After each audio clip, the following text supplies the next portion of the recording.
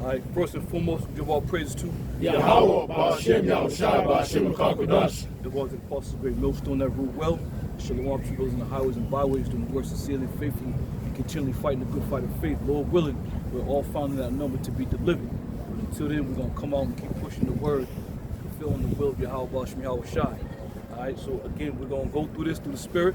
If brother got articles, testimony, any brothers we got, we're going to just let it all out. All right, so the brother's going to start with the article? Yes. All right, go ahead. Yeah, last week we talked about this, the Silicon Valley banks. This time Oh, the about, banks? The yeah, bank? Go ahead. now it's more banks that's getting shut down. And that's from the newsquake.com. And the headline said this: more than 186 U.S. bank well positioned for collapse. Listen, we understand what's going on here. This isn't just some, spooky thing that this is what's called for. Esau has already counted the cost many years ago, leading up to these days where we're living in, where things are going to start to collapse. They have to collapse it. There's no way they can introduce that new method of currency without getting rid of the old currency. So it has to be collapsed, man. But we're not worried about that. We're not in fear of that. We welcome it. Why do we welcome it? Because we know we're that much closer to getting the hell out of here, man. But behold, there's going to be some terrible times that are coming, man. Go ahead. And he says the perfect mix of losses, uninsured leverage, and an extensive loan portfolio, among other factors, resulted in the fall of Silicon Valley banks. Comparing Silicon Valley Bank situation with other players revealed that nearly 190 banks operating in the United States or are potentially at risk of a run. They're all at risk, if you want to call it a risk. They're all at risk because, again, you're settling on your leads because you're hearing these people who have a stake in some of these banks.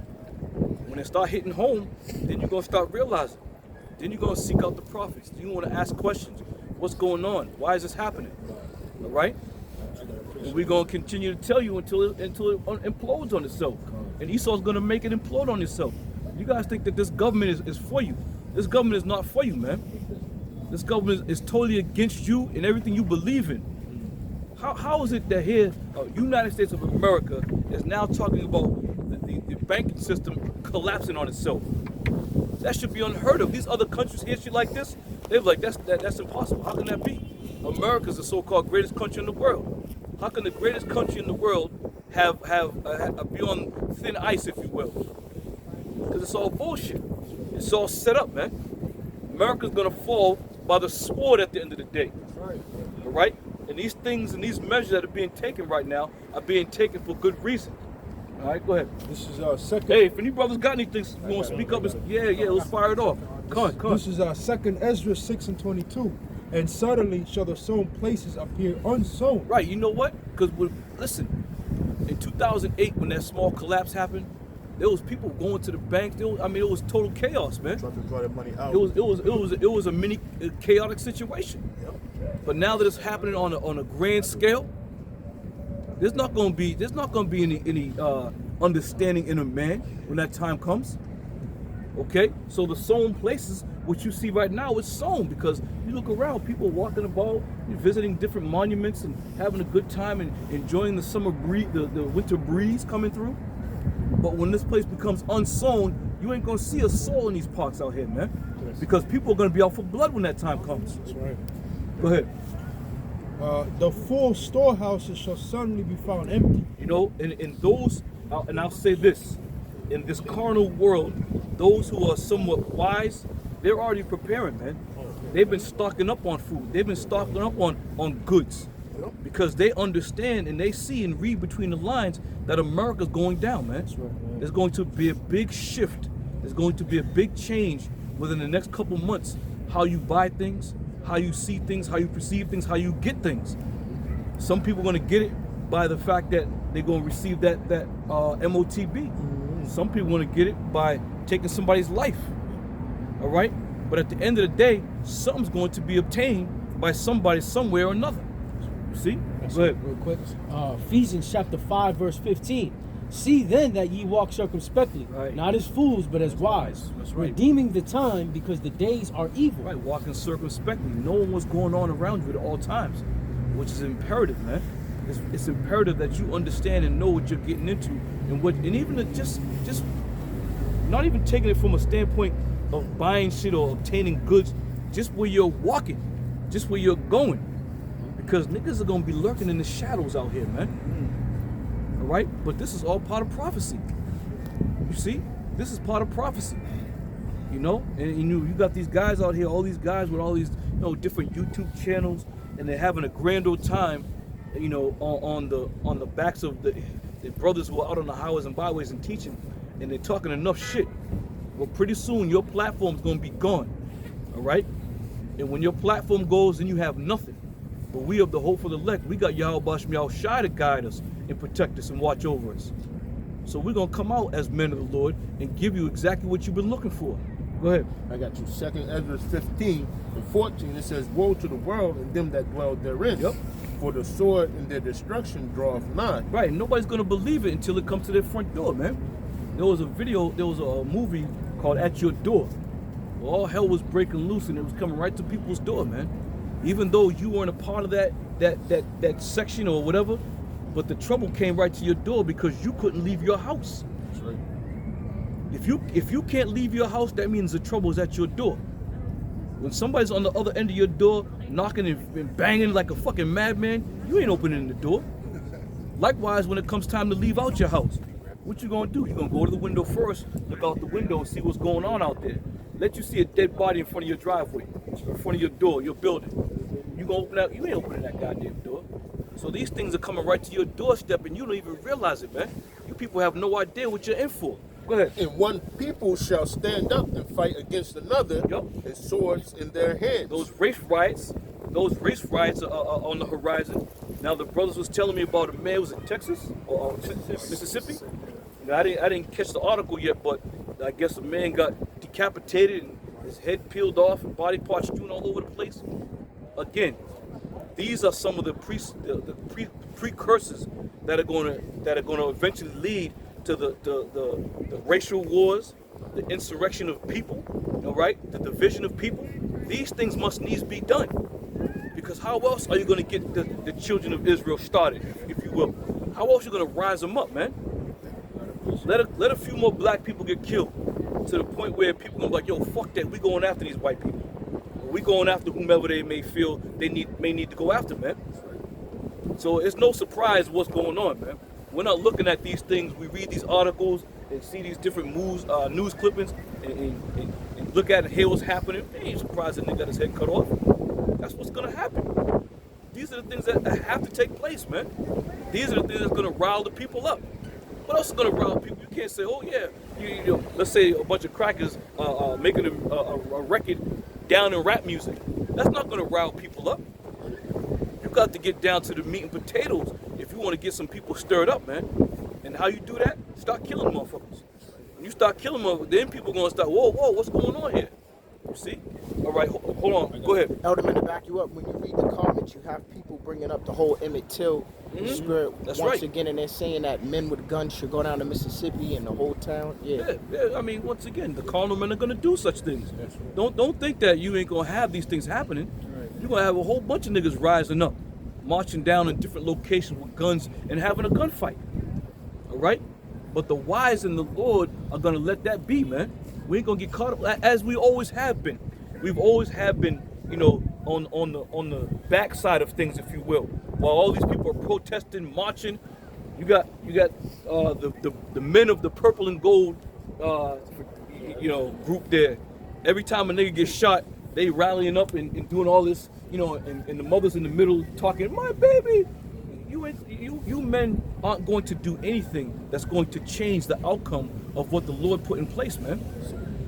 If a nigga get killed in the street, whether he be 18 or 28 or 38 or 48 or however old he is, if he gets killed in the street, then that's what the purpose was, for him to be brought up in the world, to be raised up, to be killed in that street in that day, man. This is the Lord's program. So we ain't gonna start crying tears over how many black people gets mowed down by the police. We ain't gonna cry tears how many black people get hung and lynched and dragged by the back of a goddamn Ford F-150 pickup truck down in Texas or Mississippi. This shit's been going on for years. What makes it any different now in this day and age? It ain't no different, you see? But you gotta be circumspect. You gotta know what's going on around you. You can't put yourself in a position where you're gonna sit there and these crackers are surrounding you and shit on a daily basis. Get the hell out of Dodge, man. It don't, listen, man. It don't make you any less of a man if you gotta flee. The Lord had to flee in some cases, man. So At his shit, birth. get the At hell his out, birth, he right? had to flee. Get the hell out of Dodge, man. You see these crackers assembling with all kinds of Confederate flags. Yeah, nigga, get the hell out of Dodge. All right, see y'all later.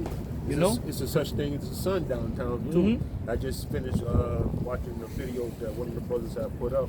But this guy, Jake, got his ass whooped in one of them sun downtowns. And he was like, "Oh, don't come to these places, man. Be real." Yeah, that's been around since what's that? The '60s, late '60s. He ain't playing. Yeah, you want to test that Esau? place? Yeah. Talking about Black Lives Matter. That shit don't, man. That shit got niggas. That shit got niggas twisted up, man. Everything. That whole Black Lives Matter thing got niggas twisted up. You thinking you can walk around invincible? You know, with a BLM on your chest. That shit don't matter, man. Time is coming where there's gonna be bloodshed. It's gonna be the bloodshed of the children of Israel, because the scriptures speak about a time of Jacob's trouble. All right, let's go. So if I could say something, Go ahead. Elder, this is why it's important to know who your enemies are. Mm-hmm. I was thinking about this earlier. I was thinking about the analogy I used to use. How you see, we're here in a park, right? You'll see, a group of squirrels together. You might see a group of pigeons together, but you never see them congregating with one another. And it's the same thing. You can use it. You can use the example of they're all animals, so they should be together. No. There's different strokes for different folk. Different worlds of That's animals. it. That's it. And same thing with people. We're a different nation than they are. Our nation does things differently than them, and the whole integration mentality is what's ruining people, man. You saying your Black Life Matters? It's not gonna matter to your enemy. That's the last person your life matters to, is your enemy. Your life matters to the people that are of your stock, and that's what you should be worried about. You should be worried about your own people. Trying to say that you matter to someone who is your arch nemesis. It's like you look at Batman and Joker. Imagine they had kids and them two can't go together. Yeah. Them two can't go together. He is our arch nemesis. When you watch that movie, I think the movie is Broken or Glass. I think it's called. It's called Glass. Samuel L. Jackson's character broke that down. He's like, look, we are exact opposites. We'll never join together. I am your nemesis. And it's true, man. They are our arch nemesis. They were created just to be our nemesis. We can't expect to matter to them. They're our enemies. Genesis I 25. got something real quick. Luke, of the parable of Lazarus and the rich man, he says between us there's a great space. Well said. Well said. Yep. Yep. I've got something real quick for you, Ecclesiasticus chapter 12, verse 10. Never trust thy enemy, for like as iron wrestle, so is his wickedness. Right. And a lot of people are putting their trust in these devils, man. You're putting your trust in them. And on top of that, you're also putting your trust in our own people. Because our own people become our enemies, man. Those who are in cahoots and that are living by this system, you got black people who are protesting the stance that we take, man. You got black people coming up against what we believe in. Again, it's going to be enemies from all angles. Watch out for that. Enemies from all angles coming in at us, man.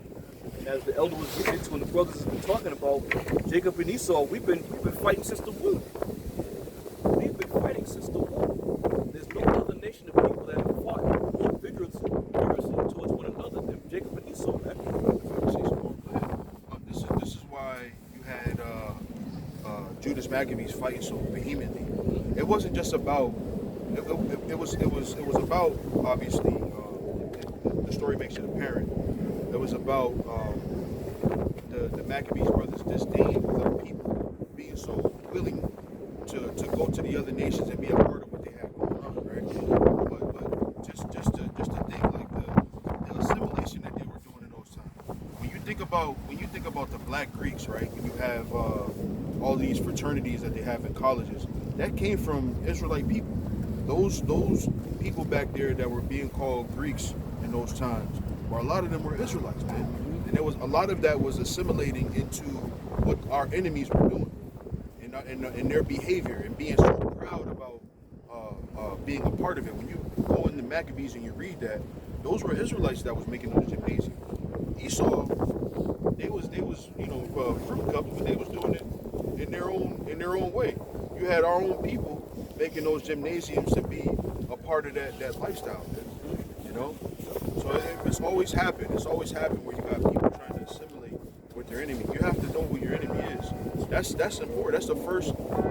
We are, as it says, behind enemy lines. Man. We're behind enemy lines, and you have to operate within it, right? We have to work. We have to pay our bills. Some people might, you get your, what they call it, it's tax season, right? So you gotta file for your taxes and all of those things. So we live within being behind these enemy lines, but you gotta know Esau is your enemy, man. He is not your friend. And just like that scripture that brother read, as soon as he has an opportunity to show that he's your enemy, he's gonna do it, man. He's gonna do it. There's no mistaking it. You can look at them, and like I had this one dude I used to work with my whole job. I just talk just like that. I can't stand black people. I can't stand him. He talked just like that, man. And you look at him, he's cool. He was a cool dude. And the reason why you could be in front of him is he's honest. You don't have to guess about what he has going on. So you can look at him and see. But there's other Edomites that he would pull aside and they'd be having their own power. You knew what they was talking about when they was off to the side, but those other Edomites were different, right? And you were waiting for the opportunity. You were waiting for the time where they were going to show their ass. Those are our enemies, you know? You got something? Yeah, First Maccabees. Oh, yeah. Yep. First Maccabees chapter 1 verse 25. Yep. Therefore there was a great mourning in Israel in every place where they were, so that the princes and the elders mourned, the virgins and the young men were feeble, and the beauty of the woman was changed. Every bridegroom took up lamentation, and she that sat in the marriage chambers was in heaviness. Yeah, so it was a bad time our nation was going through. The Lord, this was really I can't say the start, but this is when the Lord turned his back on us and we were going down and out as a nation. The Greeks were coming in, they were doing their thing. You had Alexander had already done his damage, so to say, where he had taken over all the known world, and he had passed on obviously, but his 4 generals kept that going, man. And then you had this guy Antiochus, which if I'm not mistaken came from the Seleucid line. He perpetuated that thing to its extreme, man. So we were in hell in these times. Our nation was in hell in these times. You think about the so-called transatlantic slave trade, American slavery. This rivals that, man. Those times that we were under the Greeks, that rivals those times. And on top of that, when you read Maccabees, the 2nd chapter, it goes in how details how in order for our people to come from under that bondage, you had to join just do as the king commanded at that time. Your life would have been made easy. When Judas, right? But when Judas, was it not Judas? Was it Matthias? Matthias. He saw this Jake going to the altar to worship, and it was filled with zeal, and he went up and slew him on the altar right there on the spot, man. Because our people at this time, when all hell starts breaking loose, they're going to have one solution: do exactly what Esau says, and that way you won't have that heaviness upon you, man. But when the Lord sets us up, when we see niggas doing some shit like that, we have to do what we gotta do, man. It's a saying that they got in Babylon the Great. You were asking Romans. Yeah, we did Rome. It was Romans. Yeah. But we have examples of escape from that in Daniel. We have examples of escape from that in Joseph, right? And who said it? Esther, right? Mordecai, right? You have examples of how to behave yourself behind enemy lines. You don't have to assimilate to what they do in order to be successful, because the real success comes from Yahweh Bashim Yahushua. But let's Even keep the going. Maccabees too. Huh? The Maccabees, brother. Yeah. Those are all examples of how to behave yourself when you're behind enemy lines. When you're at your lowest, the best thing to do is to depend on the Heavenly Father. Don't go, assimilate to what the enemies is doing. This is where the old saying, death before dishonor. That's what you take, man. And the Maccabees brothers are perfect examples of that. We have the story of those 7 brothers in Second Maccabees. If the Lord permits, we'll get to that. But you take death before you take dishonor. That was the spirit. That's why I brought it. Because I was thinking about how even when the king was killing off all the sons, and he was asking the mom, like, yo, just tell your son to agree, he'll be a friend. Yep. And then he still died honorably. Yeah, and what's impressive about that, right? When you think about a mother, when you think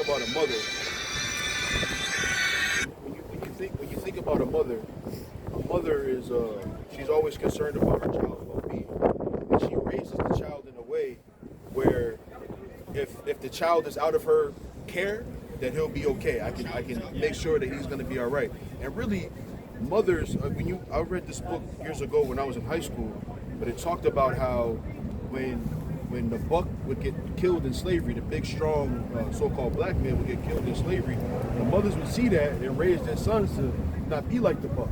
So when you look at a story like that, those 7 brothers and their mother, telling them, no, you can go and die manfully, that's a powerful story. Because mothers are the main ones that make their sons capitulate to what their enemy is doing. So that's a powerful story, man. Keep going, Salaki, brother. This is back in first Maccabees 1:28. Oh, The land also was moved with the inhabitants thereof, and all the house of Jacob was covered with confusion. And after 2 years fully expired, the king sent his chief collector of tribute unto the cities of And Judea. this is what Esau does, right? We know this. When Esau goes in, and this brother on the war was telling us some history about Haiti. After he went in there and got a hold and a grasp on that rice, and they went down and out. They started getting poor. What did Esau do? He went down in there. Same thing that Antiochus did here. After 2 years expired, that's when all them Greeks started going in there. They started taking our land. They started taking our riches. Like when you think of the temple in that time, the temple was not only a place where you go and pray and sacrifice, but it was also the bank, right? That's where a lot of the riches and gold and silver. Types were sick up there. That's right. So it was also the Bank of Israel. You can call it. Go ahead. But if I may add, though, the Book of Torah tells you how it was basically a bank for like the fatherless children and the widows as well. And he had gave his riches after he had died too. Yep. That's it. Keep going, bro. After 2 years, and after 2 years fully expired, the king sent his chief collector of tribute unto the cities of Judea, who came unto Jerusalem with a great multitude. Yep. And they spake peaceable words unto them, Yep. but all was deceit. Yep. For they, when they had given them, Esau recently went down to Haiti, talking about they was down there to give aid. No, they was down there to take. They speak peaceably. The scriptures tell us about that in Psalms. If somebody can go to, what's that, Psalms, is it 51? I still got it in Ecclesiastes what I was reading earlier. Yep, we can get all of it. We got time. Okay. You want that real quick? Yeah, sure. Ecclesiasticus chapter 12. Ecclesiasticus chapter 12, verse 16. Yep. An enemy speaketh sweetly with his lips, Yeah, that's but it. in his heart he imagined how to throw thee into the That's pit. it, man. Get in there and get in there. Hey, come on, buddy. I need to help. You know? Yeah, next thing you know, he's in your backyard. You know? Your backyard. Where we at? In your house. Yeah. You wake up in the morning, you saw downstairs eating your cornflakes. You know? Yeah. Psalm 55 and 21. That's it. The words of his mouth were smoother than butter, That's but it. war was in his heart. War was in his heart. His words were softer than oil, Yep. yet were they drawn swords. Right, so we know this about Esau, man. So when you hear this about what they did with the Greeks, of course they went in and speaking peaceable words. Right? Esau doesn't know any other way. Alexander was the first Edomite of his kind, because Alexander was like, look, I'm trying to take over, and I'm going to do it by any means necessary. But when you have Edom, what they did was They went and they kind of worked their way through history secretly, kind of make their way up in, like Haman did, make his way up into the ranks, and then they take over, right? And so this is what the Edomites do, man. They go in there, hey, how's it going, sir? You all right? You need a couple of dollars? You're like, yeah, I can use a couple of dollars. You get hungry. At first you say no. Fuck this nigga want, man. Right? At first, and then you get a little hungry. You say, you know, I should have took that $2 that Esau was getting ready to give me. And then he got your ass, man. You know? Go ahead, bro. Salaki. Yeah, Salaki. You got something too? Yeah, just to back you, Psalms 55 and 11. It says, wickedness is in the midst thereof. Deceit and guile depart not from her streets. For if it was not an enemy that reproached me, then I could have borne it. Neither was it he that hated me that did magnify himself against me, then I would have hid myself from him. See? And so this is why it's important, especially today, where we're so far removed from biblical history. We're so far removed from our heritage. For so-called black people, so-called Hispanic people, so-called native people here in the Americas to understand who our enemy is, man. Go ahead, bro. This is Habakkuk 2:5. Yeah, also because he transgressed by wine, he is a proud man. That's it. Neither keep it at home, who enlarges his desire as hell, and is as death, and cannot be satisfied. Cannot be satisfied. Now I made the mistake. I went into this this little corner store. I was trying to find a you know those incense holders. So I went in there, and Elam, it's an Elamite store, and I went in there. Oh, hey, y'all doing in here? He was looking at me just like this, and I was so mad at myself because I know better. But I went in there all, you know, hey, how's it going, man? All happy, but he kept his he stayed on his square. You know, that we are different nations. We're not brothers. We're not friends. And I was so mad at myself for allowing that to happen, man.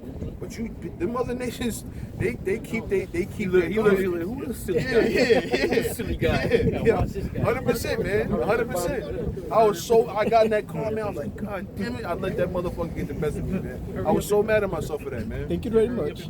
Yeah, hurry up and buy. 100%. Thank you very much. Yeah. As you walked out. Yeah, 100%, man. 100%. I was mad, man. Yep. Yeah. This is back in First Maccabees. And spoke peaceable words unto them, but it was all deceit. For when he had given them credence, he fell suddenly upon the city and smote it very sore, and destroyed much people in Israel. And when he had taken the spoils of the city, he set it on fire and pulled down the houses. When he and get walls. everything he need, he destroys everything else, man. He destroys everything else, and you have to know these things. If you are, especially today, again, like I said, being so far removed from our history, we don't even know who's who, man. We don't know who's who. If I may add, there's the old saying in the world that said, if you don't learn from history, you're bound to repeat it. You know, if you look at this man's track record and you don't see that it's a repeated offender, and you don't learn from it, when you get fooled again, that's on you. Well, it goes to show you, you got Jakes out here talking about we need to build this and build that. Again, Tulsa, Oklahoma says it all. Yeah, that's a great point. You decide you want to get your own community and build this.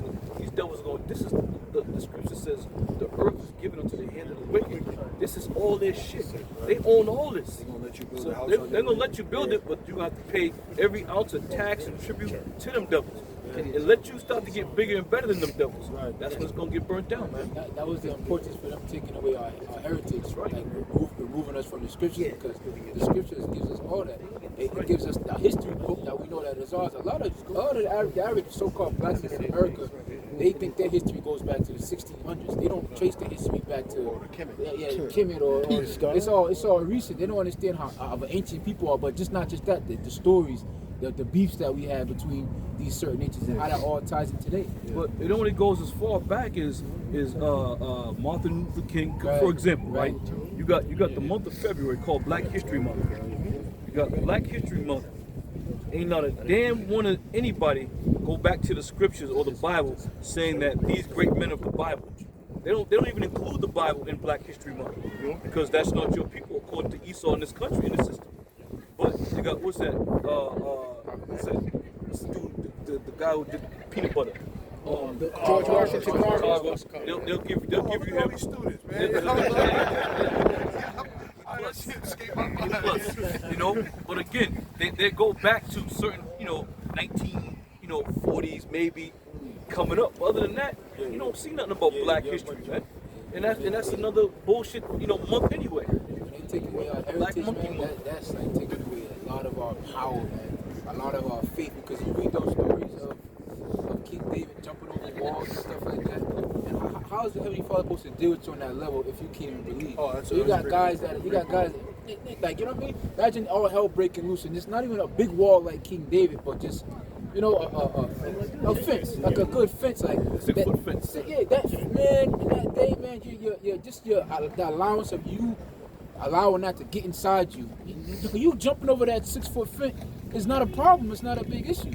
But if you don't believe in these things, in the scriptures and in the stories and the people that depending on Yahweh Shai, if you don't depending on the Lord, if you don't believe it, like, what are you to do? You have nothing to grasp. You have nothing to. You're not rooted in anything. You have no understanding. I've given you these earthly things, right? You didn't understand them. How will you understand the spiritual things? Right? It's in the same vein. How can you expect the Lord to deal with you on a spiritual level? You can't even understand what the scriptures are saying. You don't even believe. So you don't even allow that to enter into your mind, your temple. You don't give it space for anything. You know. And going back to the faith aspect is like, our people don't even realize, like you talk about, like who we are. Like when you try to tell them like who we are and things like that. Even when it comes to something simple like when you go into the Black Inventors, our people be like, "What? We made that?" Yeah. The man, they gave us an inferiority complex, man. It's like, I got something. Yeah, and another thing Esau does, he'll say like, this person was the first such and such, the first black person. You know how degrading it is for these people to tell you that this man was the first person to do such a thing, and this is the 1600s. Or he had this one guy that was like, he came up to the camp and he was like, you're Portuguese. I think it was at work. I was at work. He was because where we work at down the South Coast, there's a bunch of Portuguese. He was like, I was here and at work, whatever it was. He was like, Portuguese are the first navigators. I was sitting there scratching my head like, what the hell was Noah?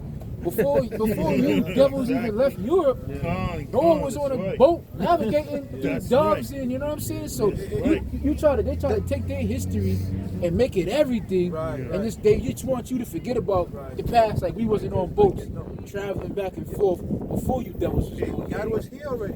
How they God discovered the U.S., the whole continental U.S. They came from Well, when you're on an island, you got to the island somehow. You know what I'm saying? So what you would call the Tainos or the Awanaks, they wasn't just on those islands just stranded, stuck.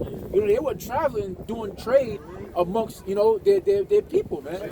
But Esau have you believe that the history starts from there. I went to Renaissance school. The history started from Esau, man. Everybody else was just porch monkeys and the fucking jungle, whether it was Gad or him, or everybody was just in a jungle. And Esau had this elaborate life over in Europe and had to come bring civilization to everybody, to the world. I had a little chat with this Edomite. So he was very proud about saying, what is black culture? And I said, I don't know, you tell me. He's like, well, because that's a very good question. You know what I'm saying? He's like, I said, well, let's start with white culture. What is white culture? He's like, we're one of the greatest people. I said, yeah. I said, yeah. You mean white culture? You rob, you steal, you rob continents, you do this, and he started getting all kind of mad. I said, I'm just saying the truth. If you want to tell me black culture right now to shoot him up, gang, I have to agree with you. Yeah, for the time being. For the time being, right? Because but the main perpetrators of that, who started that was you.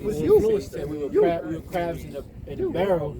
But the question is, why the fuck are the crabs doing it? What the crabs doing in the barrel in the first place? Who put them in an environment for them to fail, for them to step on each other? Esau set this up. But go ahead, brother. This is Isaiah 1:6. It says, from the sole of the foot even onto the head, there is no sound. You gotta start. You might as well start up. Start at 1. This is Isaiah 1:6, meaning 1 from 1. 1 and 1. Yeah. The vision of Isaiah, the son of Amos, which he saw concerning Judah and Jerusalem in the days of Uzziah, Jotham, Oz, and Hezekiah, kings of Judah. Hear, O heavens, and give ear, O earth, for the Lord hath spoken. I have nourished and brought up children, and they have rebelled against me. The ox knoweth his owner, and the ass his master's crib, but Israel doeth not know. My people do not consider. Yeah, that's what we were talking about. Like once you know that, damn, Elder was talking about this last week. Like, damn, I'm a Yasharla. I'm a son of Jacob. You know, I can do this. You know, I'm from the tribe of Levi, from the tribe of Ephraim, or whatever. I can do this. It gives you more confidence. It gives you more faith. It gives you a higher ability. Your ceiling is high because what they do in Babylon is they make your ceiling low. They give you an artificial ceiling, and you can't. What you strive for is that saying, I reach for the moon for the mission still amongst the stars. There's some truth to that. But they want you just to strive for the bare minimum. Yeah, they put you up. They put the drop ceiling. Yeah, You got the real ceiling, you got the drop ceiling. Even to add on to your point, Jacob wrestled an angel. You Right. know? So, hey, Right. man, that's power that's there that our people don't even know that we have. Right. Yeah. Yasharla, the Prince of Power. Yep. Jacob's name was turned to Israel. Yep. But Our sinful nation, a people laden with iniquity, a seed of evil doers. well, we was talking about that movie Juice when he was like, he just basically was like, Tupac was like, I ain't shit. I ain't never gonna be shit. And his whole mentality was, yeah. When I said once I decide, how you get to keep the gun? Because I got it. But that's Jacob's mentality, man. They don't understand that black culture, cops, bad boys, you know what I'm saying? Boys in the hood, just all these, just being pumped full of negative energy, you know, propaganda. You start to believe it, man. After a while, you just start to believe it. Go ahead, bro. Children that are corruptive, they have forsaken the Lord. They have provoked the Holy One of Israel. And corruption goes back to iniquity, which is basically a sin. The original corruption is just breaking the law, just sinners, you know? They've corrupted to the point where they think that sinning is the way. So selling drugs to your people, that guy China Mac, right? He did the interview and he said, you know, I wasn't selling drugs to my people. You know, I'll go to the hoods and stuff like that. See, it was okay for him to go to our community, quote unquote, and sell drugs, but he understood that wasn't the right thing to do in his community. But this is the mind frame of our people. Our people think that it's cool to sell drugs. I'm a drug dealer, I'm a gangbanger, I'm a killer, I'm a robber, but you're doing that to your own nation. You're corny if you don't do Yeah. So you made that cool, you know? But other nations, like you said, Elder, when you walk in the store, that Elamite knew there was a difference. They don't give a fuck about no skin color. They'll be as darker than your ass. You know, they don't care. Once you walk in that store, you feel that tension, that vibe is there. They hate us. And once you don't know that, you let your guard down, you're confused. And when you look at Jake is confused out here. Everybody knows it's a team. Everybody know that, look, these are my people. I stick with my people. I help my people, right? If I get a store, I'm going to hire my people because I'm going to feed my people, right? But our people, we've shunned away from that. And we were the main nation that operated like that. That the laws is what separated us from everybody else. Our togetherness, our brotherhood. That's why they always hated us. They always hated us just because of that. One of Israel unto anger. They are going away backwards. Why should ye be stricken anymore? Ye will revolt more and more. The whole head is sick. We all deal with this. The relationship of between Yasharla and the Heavenly Father is one of, you know, you with your children. Like what's it called, a microcosm? Or just something small. Everything in the universe is something small that starts with atoms and neutrons, and it just experiences something. But the cycle is the same cycle. The same. Why should you beat the hell out of my son? He don't listen. He's gonna do the same thing over and over again. It's at a time where it gets abuse. It just abuse. You just gotta wait it out. That's what the Heavenly Father. He's beating the hell out of us. This is our last go around. You know. There's only so much you could beat your child, you know, till where it becomes pointless. Get it back here real quick from Why the should you comment be board. stricken anymore? You revolt more, so now you're just a bad guy. I did something new to my son, you know what I'm saying, which I didn't do before, and because I waited so long, you know, when I finally did it to him, I'm appearing to be the bad guy. When all actuality, I should have been disciplining you like this a long time ago. But once you start to do something to them, it's like, why are you doing this now? You know, but it's the same thing, the same principle. Quick, even in the law, it says if you have a rebellious child, you basically bring him from the council, and eventually the Lord basically put him to death. So that's why the Lord is bringing judgment on people, because they constantly doing the same old bullshit, and now the Lord's like, yo, I'm done with that. And one important thing is about that is that's in front of the congregation, so that other kids can learn what not to do. You know, and put fear, you know, throughout. Why did he get stoned? He's acting up. But in this society, a killer doesn't get put to death. A killer who at first for he got 25 years for what? Just put his ass to death. He killed somebody for a stupid reason. Why does he deserve to live? Why is he a burden on the taxpayer? You want to save money, right? Why is he a burden on the taxpayer dollar? Just kill him. It was a video of a Stone Cold Killer getting out of jail. He said, I got put in jail for killing 2. Oh, yeah. He said that's all they know about. But he said it's going to be more because I'm going to kill more. Yeah, that's what I'm going to do. There's a remedy for him. It's death. They should have put him to death. Yeah, put his ass to death. And we don't gotta give him health insurance in jail and pay for his bed and breathe hard. You don't gotta worry about a parole board. You need all. That's all unnecessary. Yeah, Ark, I got two from the comment board real quick, each one. This is our GMS Spiritual Ark 144K. Jeremiah 4:22. I had that spirit. For my people is foolish. They have not known me. They are Sardis children, and they have none understanding. They are wise to do evil, but to do good they have no knowledge. Sardis is stupid. They don't know the Heavenly Father. You know the Heavenly Father by way of His love. That's why they don't put these dudes to death in these jails. These are the same cats they depend on when they move somebody to one of these jails and they want them taken out. They sit one of these dudes on. They like the henchmen. So there's a use for everybody. Everybody got a use. We have righteousness. Put that nigga to death right away. But the wickedness of the world and the wickedness of the system, they put them in the jail, have them sit there looming around, and when they get somebody from somewhere, like Epstein, all of a sudden they hang themselves in jail, right? You know, hang themselves. It's some business. All the henchmen on.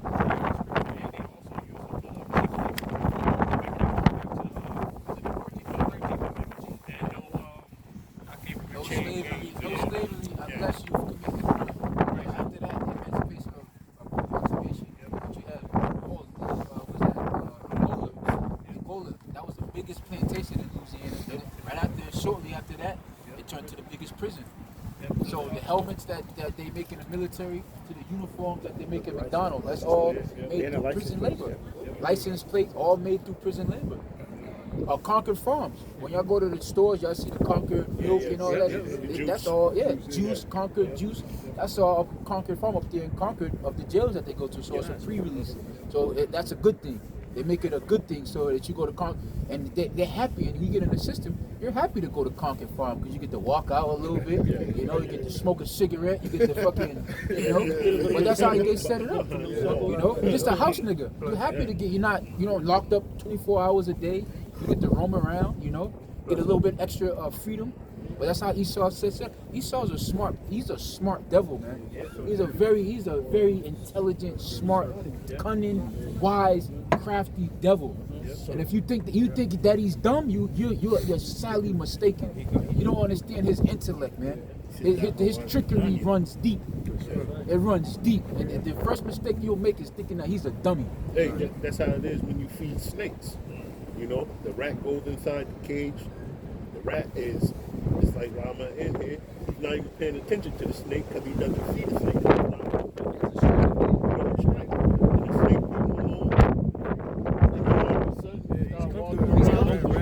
Niggas his cage, right against the window. He got that, he wrapped them up. Same way with the frogs in the park. Yeah, the frogs in the park. Everybody in the system gets paid from the judges, what do you call it? The prosecutors, it's a whole racket, right there. It's a whole COs, court officers, judges, parole officers. This is your middle to upper class that we're talking about. Lawyers, like they're not finna scrap this system because if it was a brand like a business, they'd be out of business because the business don't make sense. You can't tell me that a homeless man that stole, I don't know, from the store is worth 6 months of you gotta clean their clothes. You gotta feed them. You gotta pay for electricity. You gotta pay for dental, health care. You gotta pay for all that. You can't tell me that money adds up. It doesn't. And so much that the federal government gotta pay these states basically amounts of money for people that they lock up because they know if it was ran like a business, it wouldn't make sense. What people don't realize is the child support money that they collect from people goes right to their retirement. This is why they force you to get that probate court and them judges. They force that child support. They want that child support like fucking a snake wants blood, man. Because that funds their retirement. So the more money they can put in the retirement bank, the better off they're gonna be. You don't believe it? I have a testimony. One of my friends, his woman put him on, went and called the court, said, beat her up or whatever, put him on child support. Then they made up whatever. She went back and said, nah, I want her to take back the charges, da da da da. You know what the court said to her? I said, nah, the justice system is involved, man. There's no going back because that goes into that racket. They want to expunge it. Now they just became an entity that they can just keep sucking up and sucking up. At first you could withdraw, and then now you have if you press charges, then they have something where the state could pick up the charges. Even though you don't pick up charges now, it's the state. Yeah, like half the child support cases are the DOI going after you. It's not really that person, and then you have the arrears. So if you're late on your child support payment, they tack on like double, and you gotta ask yourself, why are they charging when they're not doing anything? Well, there's actually there's a late fee and there's a rate that you have to pay. So you gotta pay both. You have to pay. You get whammy 2 times. You can owe $7,000 in child support, but with the fees and all this all this shit they tack on, you owe $14,000. And it's crazy. And then the woman don't even get all of it. I think 66% go to the state. And Like I said, that goes to their retirement. And it's unconstitutional. Like the state can't, according to your own law, you're not supposed to be allowed to intrude in other people's business. It started off with military wives, men that would go to the military and they'll get put to death. It was like a funding that they've gotten because of that father was no longer out of the picture. From that, it might morphed into the system that you see now, which is totally just to break up families, man. Break up families. I had a couple from the GMS Boston Karma Board. This is Judah the Prince, Jeremiah 2:14. Is Israel a servant? Is he a homeborn slave? Why is he spoiled? Then when you jump down to 21. But just add to that real quick, like you go look at your job, man. I look at, because I call myself trying to, do my own little side work to stay away from the and that was the thing that I wanted. I didn't want to go back to the plantation, if you will. But boy, was I mistaken, The Heavenly Father had a different plan. But when I went back to that place, man, I'm looking at my people, and I'm like, man, only if y'all knew that y'all are some goddamn slaves, man. Y'all are like, what they had that quote, Harriet Tubman. I don't know how true it is, but the quote is a damn good quote. She said, because it's true. You could back it up with the scripture. She said, I freed hundreds of slaves. I could have freed thousands if only I could convince them that they were slaves. That statement holds true to this day. Here we are talking about our situation, but the average so-called black Native American Hispanic, they don't believe that they're slaves, man. They're free. They believe that they're, what are you talking about? They're gonna tell you about, you don't know about, segregation and shit. George Lincoln. I mean, not George. Abraham Lincoln. That was back in the day. They all come in a different spirit. They all come in the same spirit. That was ancient. That was so goddamn. It wasn't long ago, man. It wasn't that long ago. It wasn't that long ago where you were literally in just chains, and they give you stuff like this. You can put the camera on there, so you can you can feel good about yourself. You can feel good about Martin Luther King and get all warm and fuzzy inside when you think of the movement that he wanted to do. It all rocks you to sleep. When I look at this shit, I think that dude on the Terminator, the one, the liquid metal dude. Oh, yeah. That's what it reminds me of. Yeah, but ain't no Jake over there. That's all. It's all photo. They're gonna put it on their Facebook. In the bio, they're gonna say Black Lives Matter. Don't give a fuck about. Go ask them for some loan. Think about it. Some shekels. They worship their founding fathers, man. I just saw a clip on TikTok of this Edomite coming out. She's like, did y'all know that George Washington, according to the few facts that he had slaves, and according to his neighbors, he was one of the most ruthless slave owners that ever lived, and that's who the Edomites worship. built the society. They have a whole Washington Day. They have Columbus Day. They have Andrew Jackson Day. And they know what they did. The Edomites today, they know the history, man. So what do you think they think about us? You know? Well, it said, what is that in Habakkuk where it talks about shameful screwed? Ecclesiastes 7:7. Surely oppression maketh the wise man mad, and a gift destroyeth the heart. And this is why that gift has deterred a lot of our people from seeing the truth, man. Because they're getting that gift. The gift destroyeth the heart. When somebody comes to you with some type of purse or some type of something, like, oh yeah, well, he's not a bad guy. He's not a bad guy. But again, our people are destroyed for lack of knowledge. They don't want to accept this knowledge because this knowledge doesn't add up with the ways of this world, man. That's right. And the ways of this world is pure wickedness. But our people love to have it so, man. Go ahead. From the comment board again, it's Sirach 19:22. Yep. The knowledge of wickedness is not wisdom, neither at any time the counsel of sin is prudence. That's right. The knowledge of wickedness is not wisdom. And the earth is built off of wickedness because the earth was given unto the hand of the wicked. That's right. And if it was given unto the hand of the wicked, they're going to promote wickedness, man. They're not going to promote righteousness. They're not about righteousness. Okay? They love to kill. They love to steal and do all types of abominable things. They love to put in unrighteous decrees. America's built off of unrighteous decrees, man. Right. Everything in this place is unrighteous. Every last decree that they put forward. Okay? We read Psalms 55. That tells you a lot about their unrighteousness, the decrees that they've done. Right? You know, Esau tells you that they acquired this land because they traded the land for fucking 2 pearls. They gave the Native Americans 2 beads of, some bullshit, man. Some real bullshit. What Gad knew at the time, you can't give the earth away. You can't give this away. It's not yours to give. You see? But this is what they tell you in their systems. We got some real quick. Isaiah 5:20. Woe unto them that call evil good and good evil, that put darkness for light and light for darkness, that put bitter for sweet and sweet for bitter. Right, and this is why a lot of people hate the Hebrew Israelites, because we're putting forth the light of the Lord, and people don't like to see the light. They like to hear the lies and deceit that's been taught and that's being taught in the world. You see? And being taught these lies and deceits, you don't want to have nothing to do with this righteousness. You want nothing to do with it. Can 2 walk together except they be agreed? So nobody's going to agree with what we're saying, because the truth hurts in here in Babylon. And when the Lord finally comes down and starts opening up that can of whoop ass, then it's going to be known. It's going to be evidently clear who the wicked is. Go ahead. Going back to the comment board, Isaiah 29:15. Woe unto them that seek deep to hide their counsel from the Lord, and their works are in the dark, and they say, who seeth us and who knoweth us? That's right. See it. That's why what's that? We got the science back. Don't worry about it. But we got all these elites who are behind the scenes. They get together in all these little secret, meeting houses, Jekyll Island. What is that goddamn owl over at Moloch? Bohemian Grove. You see, these devils do a lot of wickedness behind the scenes, man.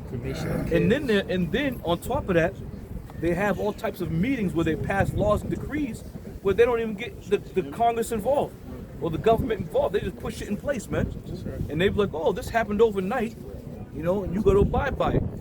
Go ahead. That's Jeremiah 49:10. But I have made Esau bare. I have uncovered his secret places, and he shall not be able to hide himself. His seed is spoiled, and his brethren and his neighbors, and he is not. Right. So we have been uncovering his secrets, man. As the book of Obadiah says, how is this hidden thing sought up, man? Why are they being sought up? Because the Lord has set his men in the right place at the right time. Before the men of the Lord came out on the highways and byways, you didn't hear too much about Esau and the so-called white man and his wickedness, man. So much so, half these crackers don't even realize that they're the wicked, man. They don't even know they're the wicked. They don't even know that they're the ones the Bible speaks of. They're the descendants of those people. Go ahead. They get so offended too when you start to think. Of course they do. I'd be like, dang. I'd be like, first of all, I remember when I first came into the truth, this white dude called me the N-word. You know what I'm saying? So, I started calling him Edomite and stuff like that. And then I told him, I was like, man, this is why it's the wicked. He said, I'm wicked. He said, I know you ain't calling me wicked. all you do is shoot up people and sell drugs. Like it's so crazy how he flipped, like how Esau was able to put the spotlight on us and not him. Right, but the brother was getting into it though. The thing is, Esau's so goddamn smart. He has made it so that the name of Edom is no more to be known in the world. You got people, the scholars, saying, "Oh, Esau's done away with. They've died back in the Roman Jewish wars, and Herod was the last known Edomite on the planet." I mean, again, you got to be a smart individual to push that, and this is why these crackers don't know they're the Edomites because they suppressed it. You go into a dictionary, right? You go into an older dictionary, let's say from the 60s and 70s. You can look up Jacob. It's going to give you all kinds of history on Jacob. Jacob, the 12 sons, and the history of Abraham, Isaac, and Jacob. You look up Esau, Jacob's brother. That's it. Why is that? Because these devils were so smart and cunning, they knew there was going to be a point in time where their true biblical nationality was going to be exposed. And now, if they can separate themselves from that name Edom, Esau, then it's going to be hard for the people to figure out that they're the wicked that the Bible speaks of. That's right. You see? That's right. Real quick to go with how they say that Esau's done away with. Ecclesiastes chapter 4 verse 16. There is no end of all the people, even of all that have been before them. They also that come after shall not rejoice in him. Right. There's no end of all the people. So I know I read somewhere they were saying that Herod was the last known Edomite.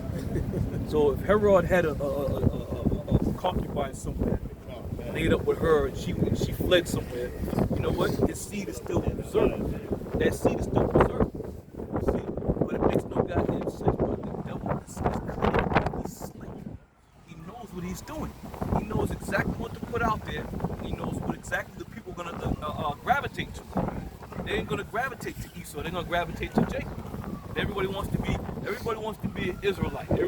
You got the spiritual Israelites. You got the Israelites through the blood of Christ. You got all these people that now become Israelites, but nobody knows about Edom. Nobody knows anything about Edom. We don't have it. But when the scriptures speak about, binding them in bundles and burning them, that's a future prophecy right there. Obadiah is a future prophecy. When it speaks about binding them and putting them, where in the scriptures can you read that Esau was burnt in bundles and put to death, man? You ain't gonna read that because it hasn't happened. Because Esau had to be preserved for these last days, man. All right? Yeah. Come on. Like everything that you read in scripture, such as the flood, Sodom and Gomorrah, there's memorials left behind. Right. To Tokens. identify, that taking place. There's nothing left behind to say Esau got burnt up. Right. You would see the field of Edom. All the Edomites burnt. They would have something because these devils love to label everything that they go around. Everywhere you go, there's a label for something. This is the last stand of this man and that man. But we have no indicators on where the last Edomite was buried, or the last stronghold of the Edomites. If they have been destroyed. But we have sought out the things of Esau, Edom, and we know who you are. We put you on blast right now. Now the whole world knows that the Edomites are still on the planet Earth. They question themselves. Are we the Edomites? Am I a descendant of Edom? But they know they are, man. And some of the people come forward and tell them. Even in social media, you got Esau making videos making statements saying that, man, all this time I never knew that I was an Edomite. Those guys was white. You hear that about on YouTube, TikToks, Instagram. Esau coming out, letting the world know that they're Edomite. Yeah. Matter of fact, give me Obadiah. Did you start at 10? Start at 10. This is Obadiah 1 and start at 10. 10. And it reads, it says, "For violence against thy brother Jacob, shame shall cover thee." For the violence against thy brother Jacob, shame shall cover thee. Now, who has committed all types of violence against Jacob? Edom, Esau. Now it says, shame shall cover thee. Now, we're talking about some future prophecy right here, because we can't find anywhere in the scriptures where the fulfillment of Jacob ruling over Esau has been fulfilled, where the fulfilling of Jacob having Esau in chains and as slaves has been fulfilled. Esau's still reigning supreme on the planet, man. Go ahead. And it says, "And thou shalt be cut off forever." Right, Esau shall be cut off forever. These devils are still running around, man. The scholars know who they are. They know that they're Edomites. Go ahead. It says, in the day that thou stoodest on the other side, in the day that the strangers carried away captive his forces and his foreigners, and it says, and foreigners entered into his gates and Now, cast lot. we was kind of having a discussion about some of the possessions of Israel that Esau has carried off, man. Just look at the Ark of Titus. The Ark of Titus is a prime example of how Esau carried off these goodly things that belonged unto our people. And they've done that continuously. Whenever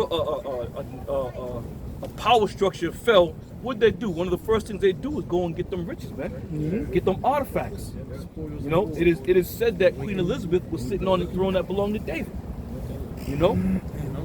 I mean, how true it is, I mean, you know, but it doesn't surprise me that these artifacts have been held on to throughout the years, man. Go ahead. It says the foreigners enter into his gates and cast lots upon Jerusalem, even though it says even thou wasn't as one of them. Go ahead. It says, but thou shouldest not have looked on the day of thy brother in the day that he became a stranger. Neither shouldest thou have rejoiced over the children of Judah in the day of their destruction. It says, neither shouldest thou have spoken proudly in the day of distress. It says, thou should have not entered into the gate of my people in the day of their calamity. It says, yea, though shouldest not have looked on their affliction in the day of their calamity. Right, and there's plenty of scriptures and there's plenty of proof positives that show that these things have happened to the children of Israel by the hand of Esau. You know, one time we came together with Esau is when our father died. You know, there was a moment of truce, if you will. All right, there was a moment of truce. But when that truce was up, Esau was out for blood, man. It has been ever since. They said there's a perpetual hatred towards the children of Israel, man. Yep. I got one more day real quick, brother. Go ahead. Psalm 137, verse 7. Spirit. Go ahead, read it. He says, remember, O Lord, the children of Edom in the day of Jerusalem. You said, raise it, even to the foundation thereof. So if you look at it, they would have to attribute most of these things to Hitler, if you will, because as it stands, Hitler was the only one that has done such atrocities to the so-called Jewish people, right? But Hitler was an Edomite himself, the so-called Jew himself. Go ahead. He says, O daughter of Babylon, ought to be destroyed. That's America. America, O daughter of Babylon, ought to be destroyed. Esau Edom is in control of Babylon right now. And it's going to be destroyed in these upcoming years, man. Lord willing, it's this year. Go ahead. Happy shall he be that rewarded thee as thou hast served us. Service, slavery, rape, rob. Go ahead. He says, happy shall he be that taketh and dasheth thy little one against the stone. Right, and we're going to do the same exact thing to your little ones that you've done unto our little ones. If people get all bent up out of shape, we say we're going to take and bash their little ones against the stones. The scripture said it, man. That's right. The Lord said it. And we're going to perform it, man. I mean, no one had a problem with you crackers didn't have a problem with it when it was our people getting smashed and killed and put to death. Nobody had a problem with it. One cracker said it was for the greater good it was for the greater good of the advancement of America. You see? So you had no problem with it. Well, it's going to be for the greater good, for the advancement of the uprising of the children of Israel. That's right. How about that? And for all you non-believers, you're going to see real soon, man. Go ahead. He said, Amos chapter 1, verse 11, he said, thus said the Lord. Hold on, brother. Let me spread it out a little bit. That's all right. Now, we're going to come back to that. Go ahead. Isaiah 47, verse 6, I was brought from my people, I have polluted my inheritance, and gave them to thine hands. Thou didst show them no mercy, upon the ancient hast thou very late heavy with thy yoke. And it just stands and holds true to this very day. The so-called white man showed no goddamn mercy to the so-called Native American, to the so-called black man, or to the so-called Puerto Rican, man. That stands true to this very day. The Chinese people and all these other heathens, they didn't do as wickedly unto Israel as the so-called white man has done, man. So that's another indicator how we understand and know that Esau's well and alive and kicking, man. got a pulse on the whole shit today. He up on 2 feet, creating all kinds of wickedness throughout the 4 corners of the earth, stirring up shit. All right, let's roll.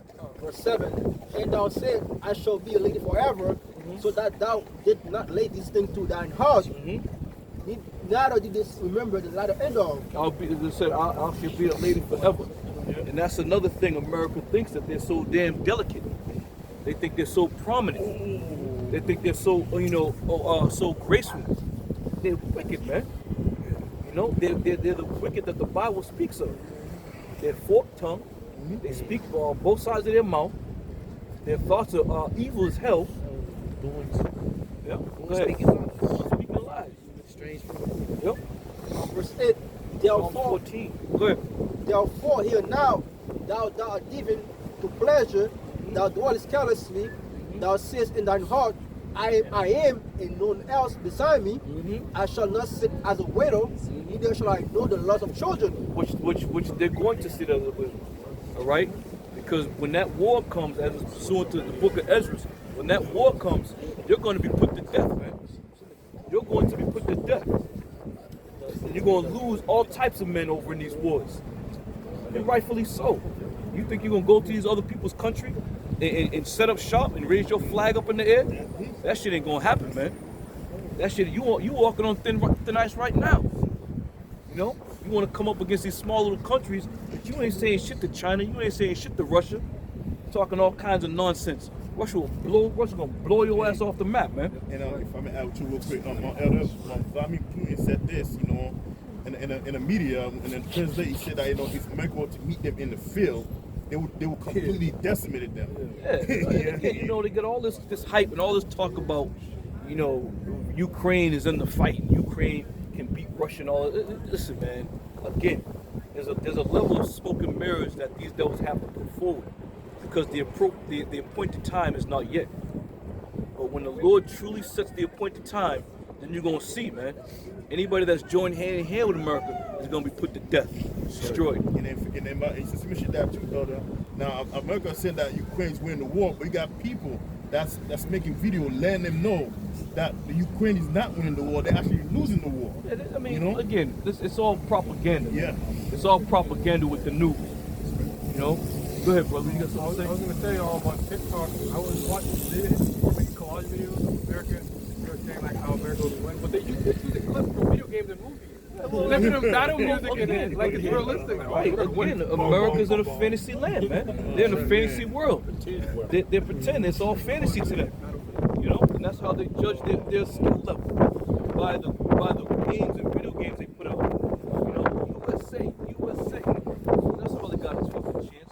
But at the end of the day, America ain't got no goddamn backbone, man. Oh, no. There's no backbone over here. Even the art of war. They don't even. They just drop bombs on people now. They don't go to war. That's all right. The world's gonna fix their asses real nice, man. That's right. Verse 9. But these two things shall come to thee in a moment, and one day, the loss of children, and widowhood. How is that going to be possible? How is these things going to take place? The loss of children and widowhood. The Lord's going to put everybody to death over here, man. And as the scripture says, in one day it's going to come. So all these things that are being spoken of through the scriptures are going to stand true, man.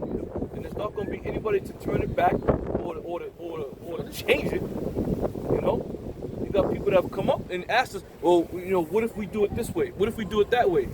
No, it's not going to go that way, man. Just listen to what the scriptures are saying. Listen to what the prophets are breaking, how apostles are breaking it down, and understand.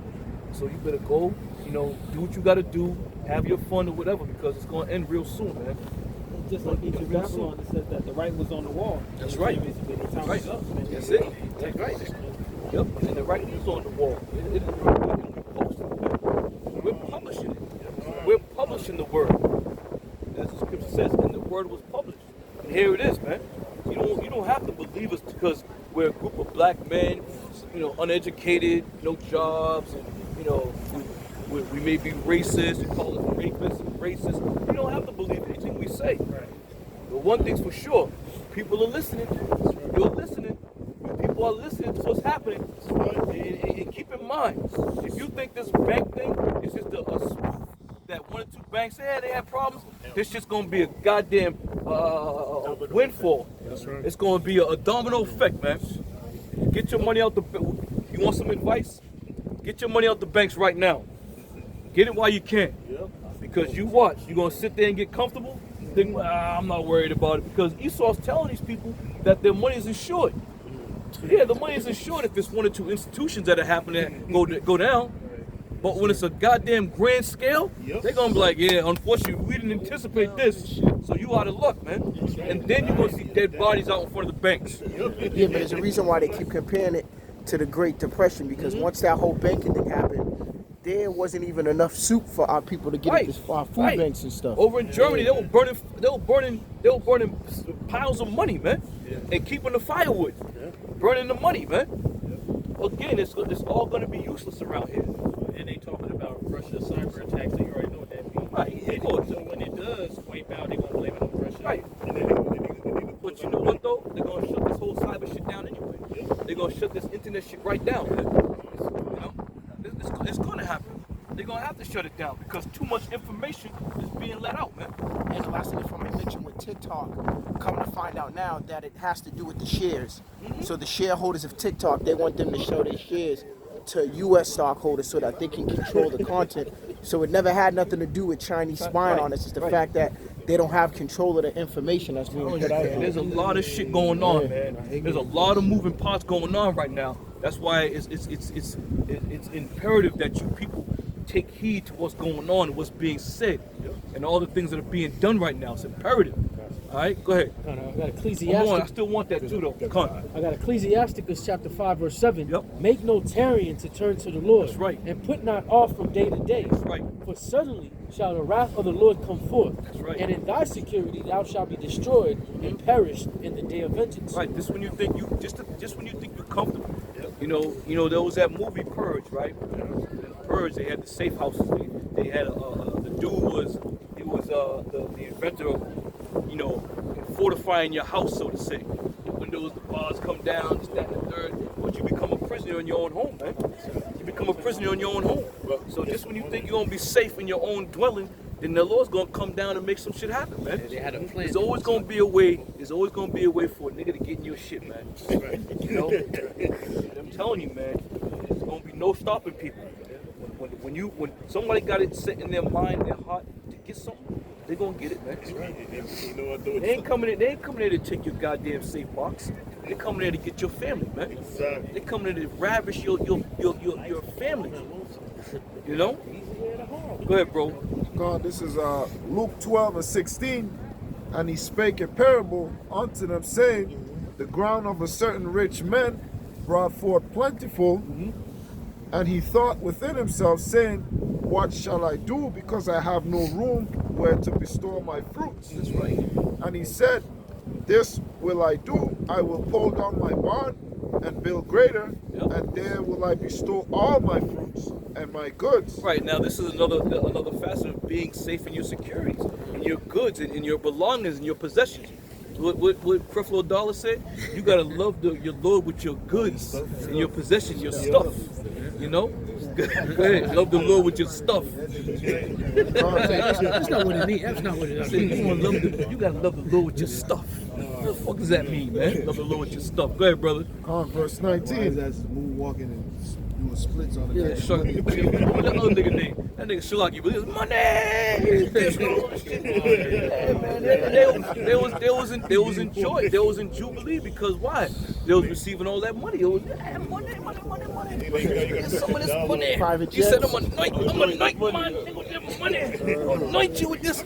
Yeah, man. But they make a mockery of it. They make a mockery of it. But the people are so goddamn blind, they don't even see it. They don't even. If I was in there, I'm like, well, hold on, wait a damn minute. These niggas up here moonwalking and sliding and gliding on a whole bunch of cash. Meanwhile, I'm going home empty-handed. You know, but all that's gonna be done away with, man. This system is imploding on itself right as we speak, man. The banking system is there, and each one of these banks and these CEOs, they're leaving. They're shutting their doors. But you don't think they've already prepared for this? They've already prepared for this. And now you got Congress talking about, these big banks, they should give back the bonuses that they receive. Ain't nobody giving a goddamn thing back, man. It's too late for all that. Go ahead, brother, finish off. Verse 19. And I will say to my soul, Soul, thou hast much goods laid up for many years. Take thy ease, eat, drink, and be merry. Yeah. But Yahweh said unto him, Thou fool, this night thy soul shall be required of thee. That's right. Then who shall those things be which thou hast provided? Right. So what's going to happen when the Lord comes down and takes you, man? You sitting there planning, building bonds and building bigger. You going out into the yard looking up like, yeah, you know what? I can put that over there. Got enough room to fit that there. And your Lord's coming to get you back, man. That's why the scriptures say, man, use this word but don't abuse it. And that's the difference between, us brothers in this truth and those people in the world. Those people in the world have become such accustomed to using this world to the point where they have no other choice, man. But we have been instructed to use the word, but don't abuse it. Just use it great. You know what? You get a little bit here, get a little bit there, and you keep it pushing. Don't ground yourself and leave yourself in a position of you have no other choice but to rely on this country, man. That's the difference, man. Use the word, but don't abuse it.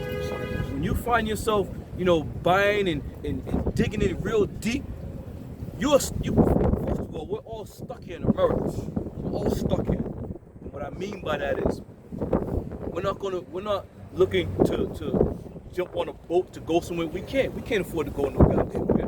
And on top of that, you have obligations here. You may have your family here. You may have, your mean of feeding your family or providing for your family. So where you gonna go? You ain't going nowhere. But we trust in Yahweh Shemiah Shai. As like I said, and he commanded us, use this word, but don't abuse it. Give us this day our daily bread. You see? And this is how we operate with one another. But you people out there in the world, when this fucking thing collapses and everything implodes on itself, you're going to be screaming and crying like, you're going to be crying, man. There's going to be a lot of people, what happened? Why? What's going on? Oh my God. Let the Section 8, let the food stamps, let all that shit go down, man. Let all that shit go down. Then you're going to see all these individuals, men and women. Everybody's on food stamps around here. And I'm not saying it's a bad thing, but you've trusted so much into this system, you have no other way out or no other means. So when this system falls, you are going to fall. Zero faith. Zero faith. When the system falls, you will fall. And that's the truth, man. There's no other way to look at that, because this system is what's holding you up right now. The scripture says, love not the world, nor the things that are in the world. You've become so accustomed to leaning on Esau and trusting in your enemy that when he pulls the plug from out of the wall, then you're going to be stuck, man. And will the Lord then hear your voice at that time? Chances are probably slim, because you aren't listening to the word of the Lord right now. Go ahead. That's right. They should call upon me, but I will not answer. We only telling you what you need to know, man. For you women out there who believe and truly trust in Yahweh Shemiah Shai, may he protect you. But for you men and women who talk shit and walk about like, I'm high valued and all this high value bullshit, America has no value. So how the hell are you high value? There's no value in this place, man. High value, this high value, the hell out of here with that bullshit. America is useless, man. There's zero value in America. All right, so where we at now? All right, let's go. All right, this is from NBCnews.com. NBC News, right? It says nuclear power plant leaks 400,000 gallons of radioactive water. Where's this at? In Minnesota. Minnesota. It says Minnesota. This was posted March 17, 2023. Minnesota regulators that monitored the cleanup of the leak of 400,000 gallons of radioactive water from the Energy Monticello nuclear power plant. Hold it right there. So you had Ohio train crash that polluted the water and contaminated the air, big plume of smoke. Now you got this one here, a nuclear power plant seeping nuclear, chemicals into the water stream. Well, what more do you people need, man? There's another one with diesel. You got the South Carolina What more do you people need, man? How much more? See, that's the don't take heed until it affects their neighborhood. When it starts affecting your neighborhood, then your ears go up. Like, you know, when the dog ears go up, they, oh shit, they alert.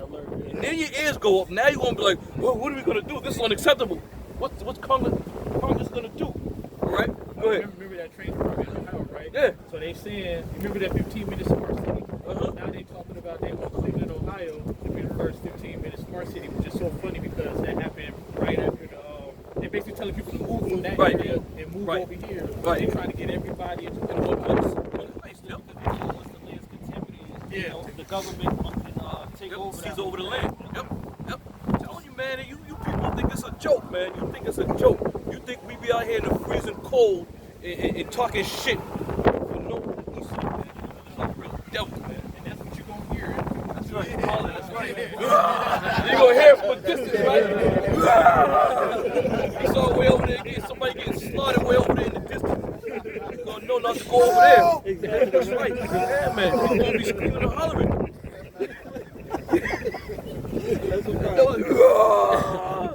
Like, go ahead. But if I may add to show you how it's planned, the Lord put the spirit on a dude on TikTok to where the derailment in Virginia, he actually showed the railway and he showed how it's deteriorating. And he said, I guarantee this is going to be the next one. And it was in a week. That's exactly where the train crashed because it went into the into the water source. I'm telling you, listen. These devils ain't afraid to shut this bitch down. They already did it when that COVID shit hit, man. They'll shut this bitch down in a heartbeat. But people don't believe it though. They don't believe it. They'll shut this bitch down in a heartbeat. Look at the sports. Look at the NBA, the baseball, the football. They generate billions of fucking dollars, man. They shut that shit. And they shut that shit right down. So they ain't afraid to shut it down to get control of the mass of the people, man. They're not afraid to obliterate cities and to contaminate cities. Look at what's that over in Russia there? Chernobyl. Look at Chernobyl over there, man. They shut that whole shit is a wasteland over there. You think it's foreign? You think it's foreign thought to have that here happen in America? It's gonna happen, man. With all these fucking polluted water systems and streams, it's gonna happen. Go ahead. It says Excel Energy Monticello nuclear power plant. The company said there's no danger to the public. Excel Energy took swift action to contain the leak to the plant site, which posed no health and safety risk to the local communities or the environment. It's bullshit. Bullshit. You can get a fucking car driving by with a fucking bad exhaust system and be all kinds of fucking smoke. You be like, God damn, it smell like gas and all kinds of shit, man. You mean to tell me some nuclear shit leaking into the system? Some fucking chemicals released up into the air is not gonna be harmful to the people? That's bullshit, man. That's pure bullshit. They're spraying barium oxide. As the old saying goes, what goes up must come down. So that barium oxide comes down to the ground that they're spraying up there. You don't think that's affecting the people? Of course it's affecting the people, man. The Ohio River and from Minnesota to the Mississippi River, that's all being tainted. That's your neck of the woods, Ohio, right? Yeah. That's your neck of the woods. That's all being tainted right now. Of course. All that stuff is going into the Mississippi River. That's equivalent to the Nile River over there in the Middle East. Because when that gets tainted, that means all the food system is going to be destroyed. Right. All the water system Right. is going to be destroyed. And they're gonna have a heavy restriction on water. It's gonna be a heavy restriction on water. You're gonna, man, go ahead, brother. In farmland, you know, the food that they farm down on that, you're not going to be able to eat it. Because that's where those waterways they run. They're farming, you know. They use them as irrigation systems, you know. Yep. Farmers gotta, water their crops and all of this shit. Yeah. This shit is over, man. This shit is about over. We didn't have food from the pandemic. We definitely get ready not to have food now. That's right. That's right. That's right. Tainted water. Yep. The animals and shit, the crops and man, it's all good, bro. You gotta precept. Go ahead. Okay. Go ahead. Come, you're gonna get him next. 2 Corinthians 2:11, lest Satan should get an advantage of us, for we are not ignorant of his devices. That's right. We are not ignorant of his devices. The Lord has put the spirit on us to be circumspect. The Lord has put the spirit on us to watch and pray to see what's going on. You see? And again, the prophets are telling you, man, we're giving you warning. The Lord said that. Give them warning from me. The Lord is orchestrating all of these things, man. But he saw Edom to be that catalyst to get This is Ezekiel 4:16. It says, moreover, he said unto me, Son of man, behold, I will break the staff of bread in Jerusalem, and they shall eat bread by weight and with care, and they shall drink water by measure and with astonishment, that they may want bread and water and be astonished one with another and consume away for their iniquity. See that? So the time is coming, man. You people better realize and understand what's going on around here. As we read earlier, be circumspect. Understand what you're involved in. Understand what's happening, because it's going to be a matter of time before you realize, and it's too late. It's going to be too late to take action. Right? Mac, I have one more thing, 'cause this is such a wasteful nation. When you think about all the stuff that people waste, water bottles, they need a little bit of water, and Dump that like shit yeah. right out. You know them days gonna come when you're gonna sit there and think back about that half bottle of water you had sitting there.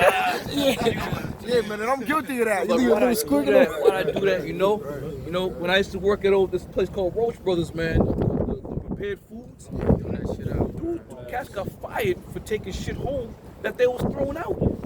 They got fired. I said to myself, how is this even possible? Here you are, you got a whole smoke spoon full of food, and you got the dudes come with the barrels that are on the wheels. They got the wheels, they roll up and just take the shit, start emptying the shit into the bucket. And one dude took some wings and a couple other things. It was like, yeah, you out of here, my man. I didn't know. Too late. That day's coming. You got something? The evil hour famine, we shall be for the destruction. We shall send to destroy you, and I will increase the famine upon you, and will break your staff of bread. That's right. Yep. Also, that's how it's gonna the price of the food is gonna shoot up even higher. Yep. Hyperinflation. Yeah. Because the scarcity of everything else is gonna be tainted. So whatever is left over, best believe, it's gonna be into the highest price. Right. And there's not going to be much left over because these stores are going to be empty, man. The store shelves are going to be empty. They show you that in these movies. We tell you this all the time. It's just going to be empty, man. Anybody trying to go into the store late, you get there late, shit. You might as well forget it, man. And that's when the irrational thought is gonna come. I gotta go get a nigga shit. I gotta go steal something from somebody. You see a lady walk with 2 bags, I'm like, ugh, snatch your shit and haul ass, man. Even during the pandemic, they had a number amount of how many people can enter. Yeah, right. Yep. I know it stood down where I live. I think it was like 170 something at one time. So you had to wait till they go in, and every time somebody come out, then they let you go in. You know? No more? Man, yeah, what's gonna happen? Between the bank saying we have no more money and the food store saying we have no more food, what you gonna do, man? That's why the scripture says a man shall have no pity upon his neighbor. Go ahead. 2nd Ezra chapter 15, I go right to the point, verse 17. A man shall desire to go into a city and shall not be able. For because of their pride, the city shall be troubled. The houses shall be destroyed, and men shall be afraid. A man shall have no pity upon his neighbor, but shall destroy their houses with the sword, and spoil their goods because of the lack of bread Here it and is. for great tribulation. Because of the lack of bread. What does that mean, the lack of bread? Meaning the lack of food. The lack of resources that you may need to sustain yourself. These things are going to come to a bare minimum until they come to naught. And then when they come to naught, you're going to have to go take it from somebody. You're going to have to ravish somebody's house. You're going to have to take somebody out. Go ahead. Lamentations 4 verse 9. Right. They that be slain with the sword are better than they that be slain with hunger. Right, and there's going to be a lot of hungry people, man. The Lord talking about famine. We coming upon those days where famine is going to be real, man. It's going to be a real live issue. Go ahead. For these pine away, stricken through the want of the fruits of the field. The hands of the pitiful woman have sodden their own children. That's right. They were their meat in the destruction of the daughter of my What does that people. mean to sodden your own children? They're going to boil and cook your own children. These things are what's on the horizon, man. Go ahead, brother. Well, now I was going to add, because Tazioff always goes into the carbon footprint, there isn't even going to be enough to share, because once you get your serving, yeah, man, that's it. And similar was in Venezuela, we always bring that up. They had the biometric system to where they would only let you get but so much out the grocery store. And then even with the book of the famine of Samaria, when you look at how much the donkey's head cost, there ain't no meat on that, but that was a form of hyperinflation. Right. What was it, 40? Birds, dung. And they just pumped in another $2 trillion to help out the banks. Which you already know when hyperinflation happened, that helps out the bankers, but the poor gets poor because the prices go up. Until the poor decide to take matters into their own hands, as the scripture says, their actions shall stand in their course. They're gonna take matters in their own hands when these things come. But again, this is a real live active thing that we're going to be witnessing, man. Go ahead. Yeah, in the back you had Sri Lanka. You had what happened in thing where they were going up in the stores taking shit. They were going up to the politicians' houses, all up in their kitchen, all up in all of that. Yeah, so yeah. What do you think these elites are doing, man? They're not hanging in their neighborhoods because with the means of access to information in this country, you can find out where any and everybody lives. You think these devils are gonna sit there in their little homes on the hill? They're gone, man. They're gone. And everybody got one of these. Yeah, they're gone. Ain't nobody gonna be waiting around to have their door bust down. They have a mob of people looking to drag them out and beat them in the street.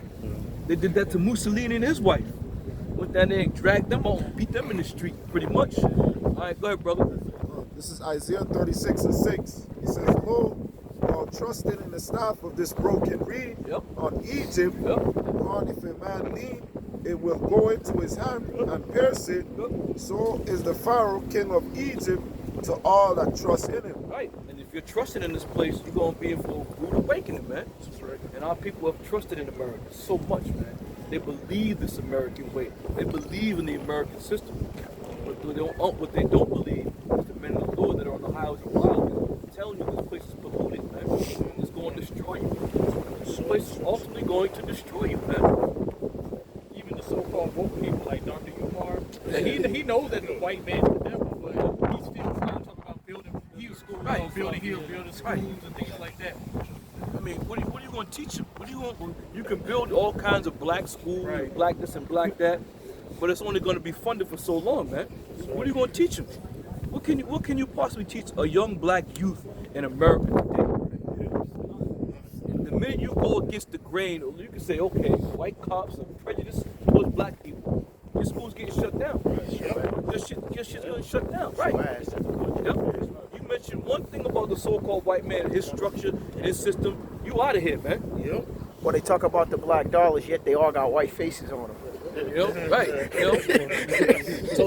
Whose superscription is this? Caesar's. Go ahead. Isaiah 10 verse 20. It shall come to pass in that day that the remnant of Israel, in such as are escaped of the house of Jacob, shall no more again stay upon him that fought them, but stay upon the Lord Yahweh Shai, right. Only one of Israel in the right. We are in the hopeful elect are now staying upon Yahweh Shai. We're not putting our trust in these devils. We ain't putting not 1 ounce of confidence in this system, in this man. Not 1 ounce. We got zero confidence that this devil's gonna be for us when all hell breaks loose, man. He ain't coming to help you. He's not seeking to help you. He's seeking to destroy you with a sword of destruction. Go ahead. I got Psalms 118, verse 8 and 9. It is better to trust in the Lord than to put confidence in men. That's right. It is better to trust in the Lord than to put confidence in princes. That's right. So we trust in the Lord all the way around. We don't give a goddamn what black man takes office or what so-called black man is gonna come and try to, quarrel and settle the people down, man. It don't matter. If you ain't coming talking about Yahweh Shai coming back to destroy this place, he's about to create havoc. If you ain't talking that kind of talk, we don't want nothing to do with you, man. We got nothing in common. We got nothing in common for the ways of this world, man. And that's why a lot of people can't get down with what we're telling them. Because our views aren't the same views. Our fight is not your fight. You want to fight the government, you want to fight the system, I mean, go right ahead. You're going to lose. What makes you think you're going to just roll over, lay down, and let you take over? That's not going to happen, man. Go ahead. Proverbs 3 verse 6. Trust in the Lord with all thine heart, and lean not unto thy own understanding. Right. In all thy ways acknowledge him, and he shall direct thy path. Be not wise in thy own eyes, fear the Lord and depart from evil. Right. And the key thing out of that is Lord's gonna direct your path, man. He's gonna direct your path. So fear not and worry not when the time of trouble is at hand, man. The Lord's gonna put the spirit on you to move a certain way, to do a certain thing, to put yourself in a certain position. We ain't worried about anything. And if we get apprehended, the Lord said, don't worry about it. Don't worry about what you shall speak. Because the Lord's gonna give you a mouth to speak in that time and that hour. So we ain't worried about any of these things that's going on. We're blessed because we now see. And the times and the things that we're now seeing are very, very exciting, man. This is exciting. Hearing these power plants leaking shit, water getting all contaminated, the food stores and the truckers are gonna be shutting down pretty soon. This is very exciting times right now. You know, 15 years ago when we was reading it and speaking it, we still had the spirit for it, but we have it more, it's burning more so now because we're getting closer, man. We're getting closer and closer. Go ahead. Matthew 13 and 16. But blessed are your eyes, for they see, right, and your ears, for they hear. Right.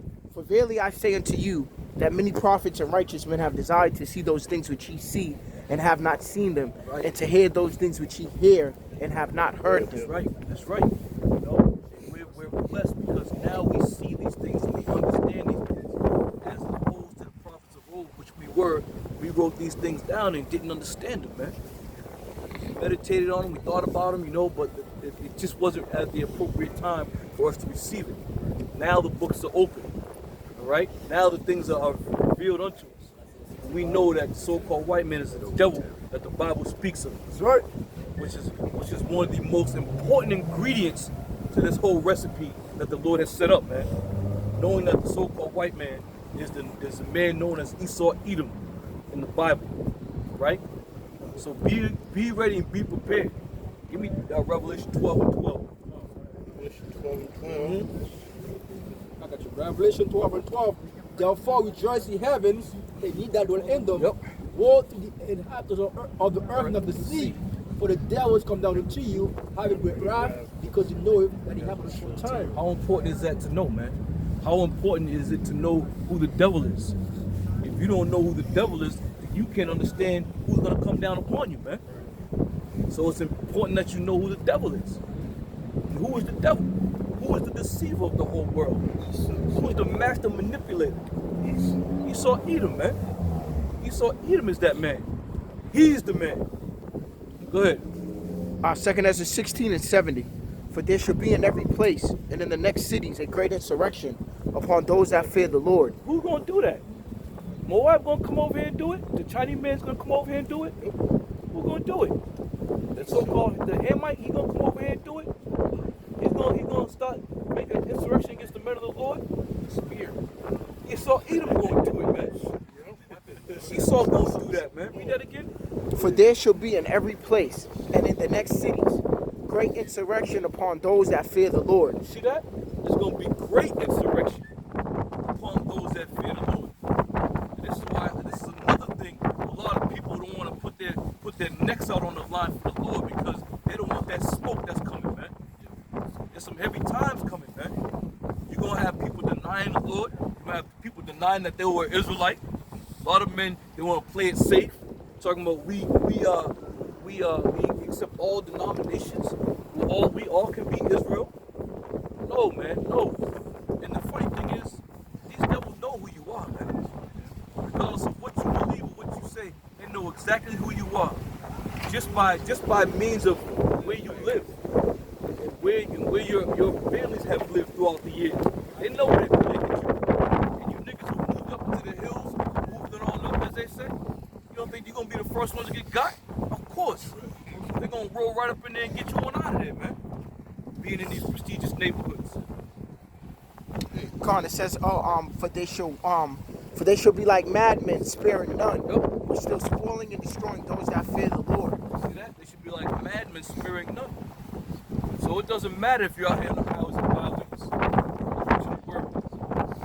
It would have been better for you to be out here in the highways and byways preaching the word. Therefore, you know at least you have an arm of protection that's going to help you. Than to be out there in the world talking shit, having no protection. Because it doesn't matter if you're here or not, they're still going to come after you. Just because who you identify as. And that's why a lot of you other tribes. You got that complexion. You got the complexion for the protection, if you will. You know, you may be light skinned or whatever. You don't identify as an Israelite, but you don't think these devils don't know who you are. And then when they come down, you're gonna be like, "Why are you doing this to us? We have done nothing. We've done nothing to you." And then they may, at that point, let you know because you're an Israelite. That's why. Huh? Go ahead. Elder man, you always have that saying when the rubber meets the road. That's right. Especially with the MOTB, because it says they shall for they shall waste and take away their goods and cast them out of their houses. Then shall be known who are my chosen, and they shall be tried as gold in the fire. And to read on, it says, "Hear, O ye my beloved, saith the Lord. Behold, the days of trouble are at hand, but I will deliver you from the same. Be ye not afraid, neither doubt, for the Lord is your guide, and the guide of them who keep my commandments and precepts, saith the Lord power. Let not your sins weigh you down, and let not your iniquities lift up themselves." That's heavy, man. That's heavy. You know, for all you out there who truly believe in this thing of ours, man, stand fast, hold fast, man, and wait upon the Lord. He's not going to let us down, man.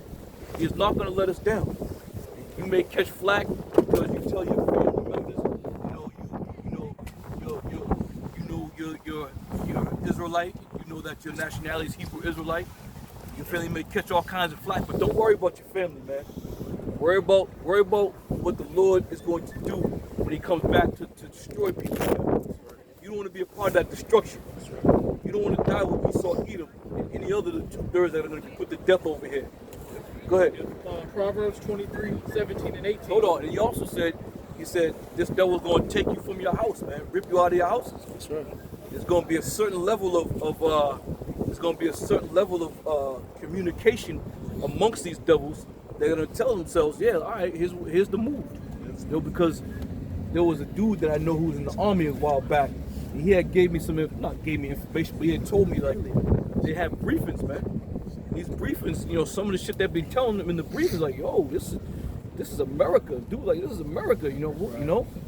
But they're all under orders, man. It don't matter where they are. Once you sign your name on that dotted line, you are to follow orders, and that's it. They ain't gonna sit there and debate with you and have a conference with you and bring you to the fucking general's office and you tell the general, "Hey, general, I don't think we should do that." No. It's none of that democracy shit. You are a soldier. You are taking orders, and if your order is to go in the neighborhood and on a Humvee with a 50 cal and wipe out everybody that got a red X on their sidewalk or a red dot on their door, you wipe any and everybody else. That's what you want to do, man. They got the troops over here. Of course, They don't you got ain't no troops. ties to nobody Absolutely here. not. Absolutely, you ain't troops been there for a long time, training, getting the lay of the land, if you will. Certain locations, certain neighborhoods, certain places where Jake dwells, man. They gonna run up in there and just put you to death and not think twice about it, man. Put you to death and go through your pockets a little bit, you know, look you, see what you got around, and then talk and kick you over to the side, man. Be ready. Go ahead. Proverbs 23. Hold a second, brother. There was a video, I believe, at Georgetown University. There was a meeting, with new soldiers, people that was coming on. Yep. And they said, yeah, some of you guys got to get sent overseas. A lot of you guys going to remain back here. Right. In America. Right. So you know something is Right. Because what is it in their creed? It's foreign and domestic. So if they say foreign and domestic, that means what? That there's gonna be troops gonna have to stay here to handle the shit at home, man. Proverbs 23:17-18. It said, "Let not your heart be sinners, but be thou in the fear of the Lord all the day long. For surely there is an end, and your expectation shall not be cut off." That's right. Surely there is an end. There's an end to all things.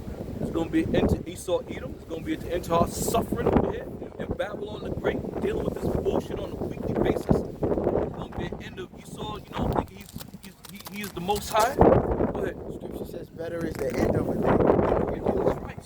That's right. So we're patiently waiting on the Lord, man. We ain't trying to, you tell the brother, "Hey, brothers, all right, we're going to get together next week. We're going to go and jump and bust down the State House door and go in there and ask for our reparations. Ask for our 40 acre and a mule." It ain't going down like that, man. Let the State House be right where it is, because the time is going to come where the Lord's going to send the hooligans out there to do all that dirty work, man. But we as men of the Lord, we're going to be safe and secure, Lord willing, man. And out of harm's way. Go Bible ain't gonna put us in the middle of all that bullshit.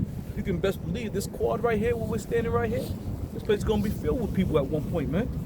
When all the uprisings start going down, let a nigga get killed. Let someone get killed in a fashion where it's distasteful to the people. First thing they're gonna do is they're gonna come right here to the State House. We demand answers. We want this and we want that. And all the people, the cameras gonna come, and then what? More people are gonna flock down here, and then Esau's gonna open up. Yep. The military's gonna open up. Yep, that's what's gonna happen. The movie Bushwick. Towards the end, like, they have a lot of people running into that field and they're just getting gunned down. Mowing down, yep. Well, they, like we say, they put this shit in these movies for a reason. And if you ain't smart enough to read between the lines, there was this video I saw. This Jake was in the store yelling at this Mexican chick behind the counter. He's going berserk. Fuck you don't know how to speak English, bitch. Give me my money, bitch. Give me my money. He's going berserk, right? And there was this other Mexican dude off to the side saying, hey, brother, calm down. Calm down, calm down. I was like, yo, fuck you. You don't know how to speak English. And the dude was like, nah, just calm down. He goes, wanna go outside? Mexican cat was like, you wanna go outside? And he was like, yeah, let's go out here. Let's go out here. This car went out there, turned around. Pow, pow! Nigga ran like a little bitch right back in the store. Where's all that talk at? Where's all that tough guy shit? Out the window. Cause the nigga brought the equalizer out, right? And then you can see, there's a car in the store up and down the aisles like this, looking for the nigga. This nigga back there, he shot me. He shot. But again, you know, you underestimate somebody, man, and you just never know. You just never know, man. You just never know. See my cat back there reaching. What you reaching for, brother? Back there reaching. All right, let's run it. Revelation 2 verse 10. Fear none of those things which thou shalt suffer. Right, fear none of those things which y'all shall suffer. We're going to suffer some things, man. You know, and we don't know what the Lord has in store for any of us. But we hope and pray that whatever chastisement He gives us, we can bear it. Because we're gonna be tested, man. We're gonna go through the fire, man. Go ahead. This is Revelation 2 verse 10. Fear none of those things which thou shalt suffer. Behold, the devil shall cast some of you into prison, that ye may be tried. You shall have tribulation 10 days. Be thou faithful unto death, and I'll give thee a crown of life. Right, be thou faithful unto death, man. And at this point, the way, and I'm speaking for myself, you know, speaking as a man, at this point, the way I'm feeling, man, I'm just whatever happens, man. We ain't afraid to die over here. You know, a lot of people are trying to preserve their life just because they don't want to miss out on living here in Babylon.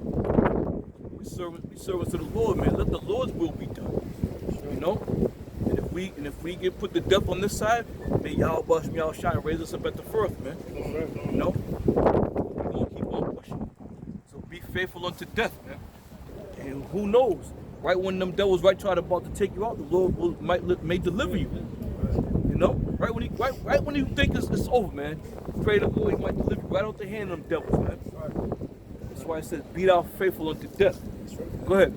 Matthew 10 verse 39. He that findeth his life shall lose it. Right. He that findeth his life shall lose it.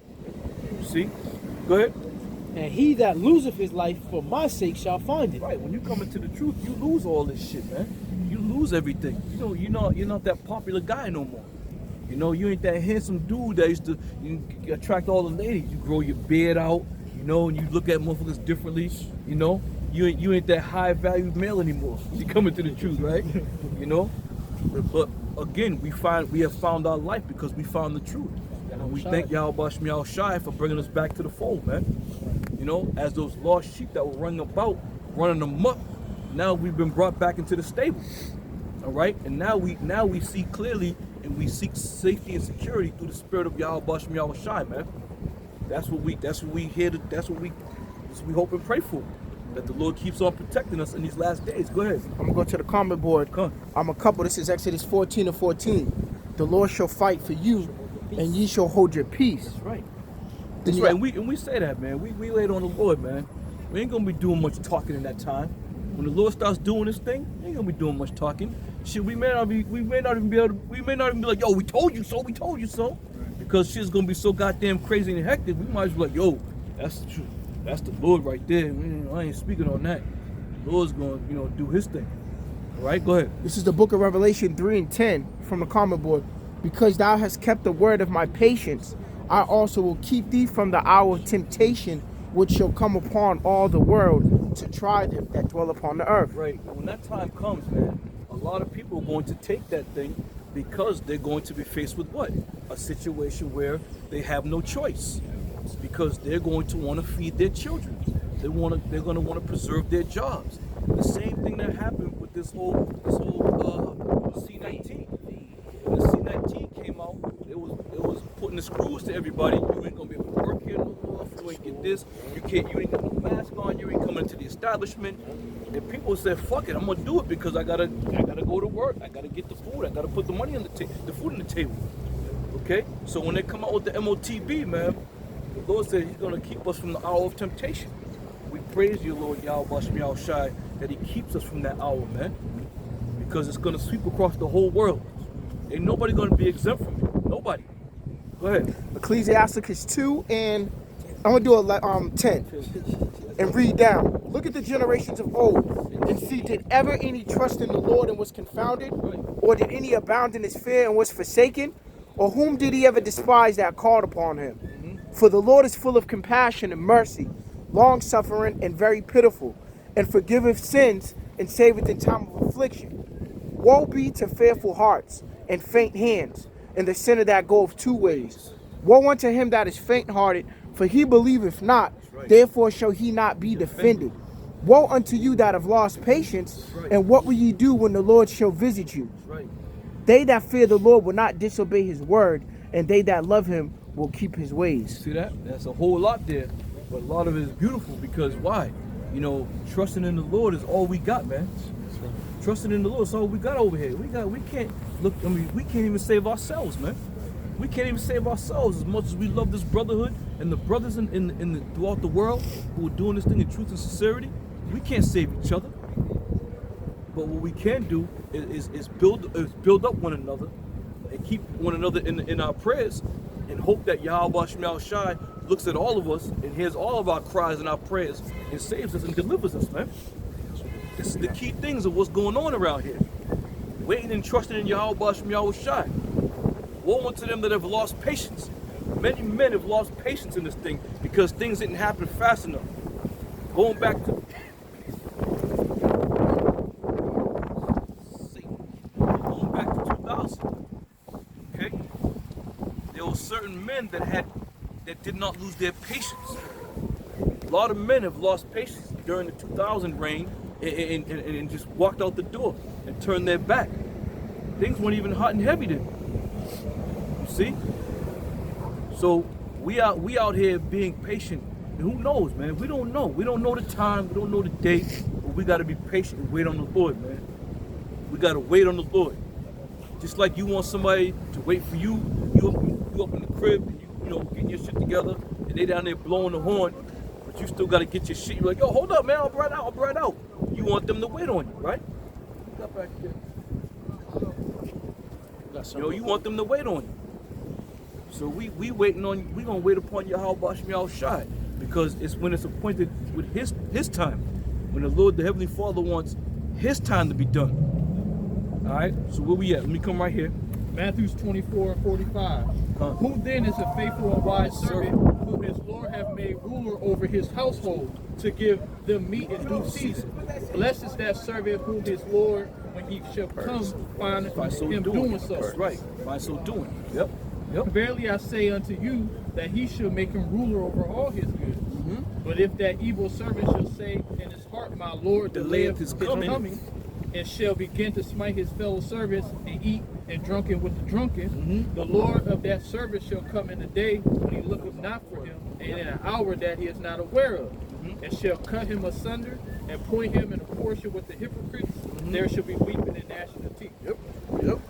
That's going to happen to a lot of people, man. A lot of people are going to think they holier than thou, do things according to their will. But the Lord's going to appoint you to that destruction, weeping and gnashing of teeth. You see, that's why you got to be very careful when you're handling the word of the Lord, man. You got to be very careful. And the scriptures tell you that. Woe unto he that doeth the work of the Lord deceitfully. You see, the Lord will definitely appoint your lot to the hypocrites to be destroyed, man. So when you come out and you do the work, you got to be sincere, man. truly got to be sincere, you know, and not try to mislead people or give people wrong information purposely. You know, you got men out there talking about you don't have to know the name of the Lord. So this cat pulled me aside this morning, right? And it's one of the local dudes. He be coming around, you know, kind of give him a little air, you know, a little bit. But he said to me he was on the train and he was doing the Lord's work. So he came across, there was a situation, he came across this dude. He asked the dude if he had the Lord in his heart. And the dude said, yeah, I got the Lord in my heart. He said, I said to the dude, what was the Lord's name? He said he didn't know. He goes, well, if you don't know the Lord's name, then you don't have the Lord in your heart. Something to that effect. Which kind of rang in my head. I was like, well, it kind of rang. You know, you people profess that you know the Lord's in your heart, and you know, the Lord is your Lord and your personal Lord and Savior, but you don't even know his name. You know? How important it is to know the name of the Lord. It's very important. How are you going to call upon somebody you don't know his name? See? That's why this world got to be destroyed, man. Because the teachings of this world is the teachings of death, I'm going to say. Everything that this world has to offer you is nothing but a platter of death, man. Walking you down the path of destruction. Go ahead. Hosea 4 verse 1. Hear the word of the Lord, ye children of Israel. For the Lord have a controversy with the inhabitants of the land, because there is no truth, no mercy, nor knowledge of the Most High in the land. You give me John 13 and 14. Yep. There's no knowledge of the Lord in this land. There's no knowledge whatsoever. You see? Just by the way people view the Bible. You know, there's no reverence toward the Bible, period, man. It's just a book that's written by the so-called white man, a book of fairy tales, a whole bunch of madness. Go ahead. This is John 13 and 14. It says, if I then, your Lord and Master, have washed their feet, ye also ought to wash one another's feet. That's right. We take care of one another. We pray for one another. We watch out for one another through the spirit and power of Yahweh Bashem Yahweh Shai. We're all we have, man. We say it all the time, but it stands true. We are all we have. You ain't gonna be able to go out and have a conversation about America being destroyed with anybody outside of this truth, man. They're not gonna understand you. You ain't gonna be able to go out and tell a man in the world that, yeah, you're gonna bash your enemy's children against the stones. They're gonna be like, this nigga crazy. You got to call on this nigga. This nigga lost his mind. It's child abuse. You see? So this is how we also take care of one another. Being able to talk to one another and understand one another. Especially when the brother's down in the spirit. You ain't gonna be able to talk to nobody in the spirit spiritually, because they're not gonna understand spiritual things, man. Natural man receives not things of the spirit. One thing, elders, like our people, the indoctrination is real. My friend called me Saturday, and I just wanted to test him. I said, so if your brother came to you and he became a transformer, I ain't gonna say the term. Right. And I was like, and he said, you know what, bro, I'm this now. And he was like, I mean, if my brother is that, then I have to accept him as that. And I was like, I was just mad because, like, this is a dude that I grew up with. We did certain things together. You know, we was in the streets together, all that. And I'm just like, huh? I expect him to be like, hell no, I'll accept him as that. You know what I'm saying? But he was just like, I mean, because there's a difference between gender and sex. See, sex is, I was just like, yeah. So that's when I realized, like, our people is just gone. Yeah, you know what I'm saying? Like, even that conversation, like, you can't even. Yeah, it's like. You're like, yeah, all right, Go that way, go that way. Yeah, all right. You know, I ended up having to hang up, and I was like, I ain't gonna lie, like, of course, he's in Ohio, of course, but it's like, I grew up with the dude, I've known him since 8 years old. He called me sometimes.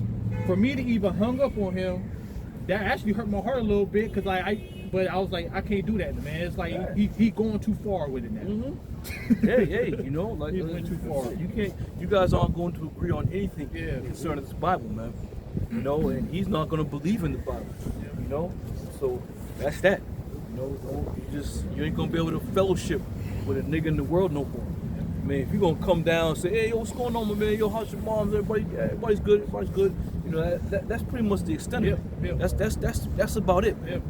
You know, because you're going to sit there and be like, yo, what's wrong with you, bro? Hey, this so-called white man, he's always fucking poisoning all the food, and this devil gotta go, man. You're like, crazy. You know, I'm like, yo, what you talking about, man? You tripping. You know, meanwhile, you eating a hot dog, talking about, what you talking about, man? You know? But again, this brotherhood and this thing of ours is only meant for us. It ain't meant for everybody in the world. And there's even men that have been a part of this thing that have left this thing, and it wasn't meant for them. Yeah. You know, they've returned back into the world. They went back to the worldly things, you know, and forsook the Bible and forsook the Lord. You didn't forsook the men that you was with. You forsook the Lord, man. Yeah. And that's the problem. That's the problem. People don't realize. It's not about us. You know, we still going to be subjected to hell on earth. We're going to be subjected to ridicule and all kinds of, you know, shit talking. But you didn't turn on us. You turned on the Lord. And that's the big mistake right there. Go ahead. I got Psalms 133. That's perfect. It's behold how good and how pleasant it is for brethren to dwell together in unity. That's right. It is like the precious ointment upon the head that run down the beard, even Aaron's beard, that went down to the skirt of his garment, as the dew of Hermon, and as the dew that descendeth upon the mountain of Zion. For there the Lord Yahweh shall commit the blessing, even life forevermore. That's right. See that?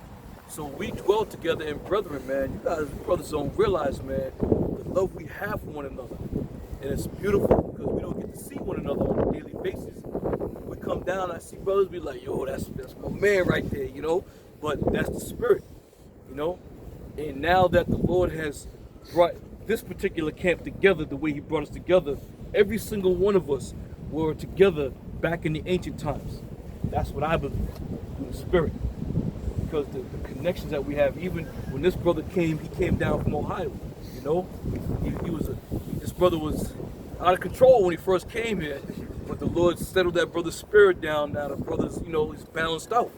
But again, we was always together at some point in time, man, throughout the ancient times, you know, and it's a beautiful thing. You know, when we met some of the head apostles and elders and bishops out in New York, when you got around them brothers, it was like a reunion, man. It was it was like, whoa, what's going on? Shalom, brother, you know? And that just goes to show you the testament of the Lord, how when he brought us back together, back to the fold, back to the stable, we all once knew this anyway, you know? So there it is, man. There it is. We've all been here before. We've all met each other before. We ain't strangers, brothers. Back to remembrance. That's it. We're being brought back to remembrance. We ain't strangers amongst one another, you know. And the more, and then when the names, the brothers' names, you know, when brothers get your Hebrew name, it is so fitting. It is so fitting, man. It's like, damn, that brother's name is fitting, you know. And that's a blessing in itself, man. This brother Yakalom, he behind the camera, you know. That brother Zion named that brother, right? And that's that brother Yakalom, what dreamer? He dreams, you know. And that's exactly what this brother be doing, man. This brother be having all types of dreams, man. Got his journal going, and, you know, he'll put up his videos every now and then with the dreams. But I have a dream. Everybody go like this. right. Hey, your brother get nervous. The boss said, he said, you reckless with them dreams. You know, but again, you know, it's all through the spirit, man. It's all through the spirit of Yahweh Shai. Names, omen, name predictions. You know? Anybody got anything else? I see you over here. I see you over here tapping away over here. We're going to end it on this one here, brothers. Ecclesiastes 2 verse 15. That which had been is now, and that which is to be had already been. And the Most High required that which is past. That's right, and the Most High required that which is past. So the past is very important. You may hear people talk about or say, oh, you guys are dwelling in the past. You guys are that happened. How many years ago did it happen? Well, the scripture says the Most High required that which is past. These things are important, man. The past is going to understand. You're going to understand the present by what was written aforetime. We understand that the Lord said we're going to be raised up and be out there on the highways and byways doing our thing, man. And here we are. We did it in the ancient times. Is that Jeremiah? Yep. We did it in the ancient times, and we're doing it this time. I like to say, You know, we did it in the ancient times, meaning what? We was back there walking with Yahweh Shai, you know, and going back even further to the first fruits, creating the heavens and the earth, man. Creating the heavens and the earth. You have ears to hear, let them hear. You know, we ain't boasting and bragging about it. We're servants in this kingdom. All right? We're servants in this kingdom. You know, and the servant is not accepted in his own. So therefore, when we come out on the highways and byways, we're not looking to be accepted by anybody out here. We're not looking for anybody to raise us up or praise us and give us, oh, great job. No, we ain't looking for any of that. We want to please Yahweh Basham Yahweh Shai. It's fucking freezing out here right now. And the only heirs we're looking to please are Yahweh Basham Yahweh Shai's.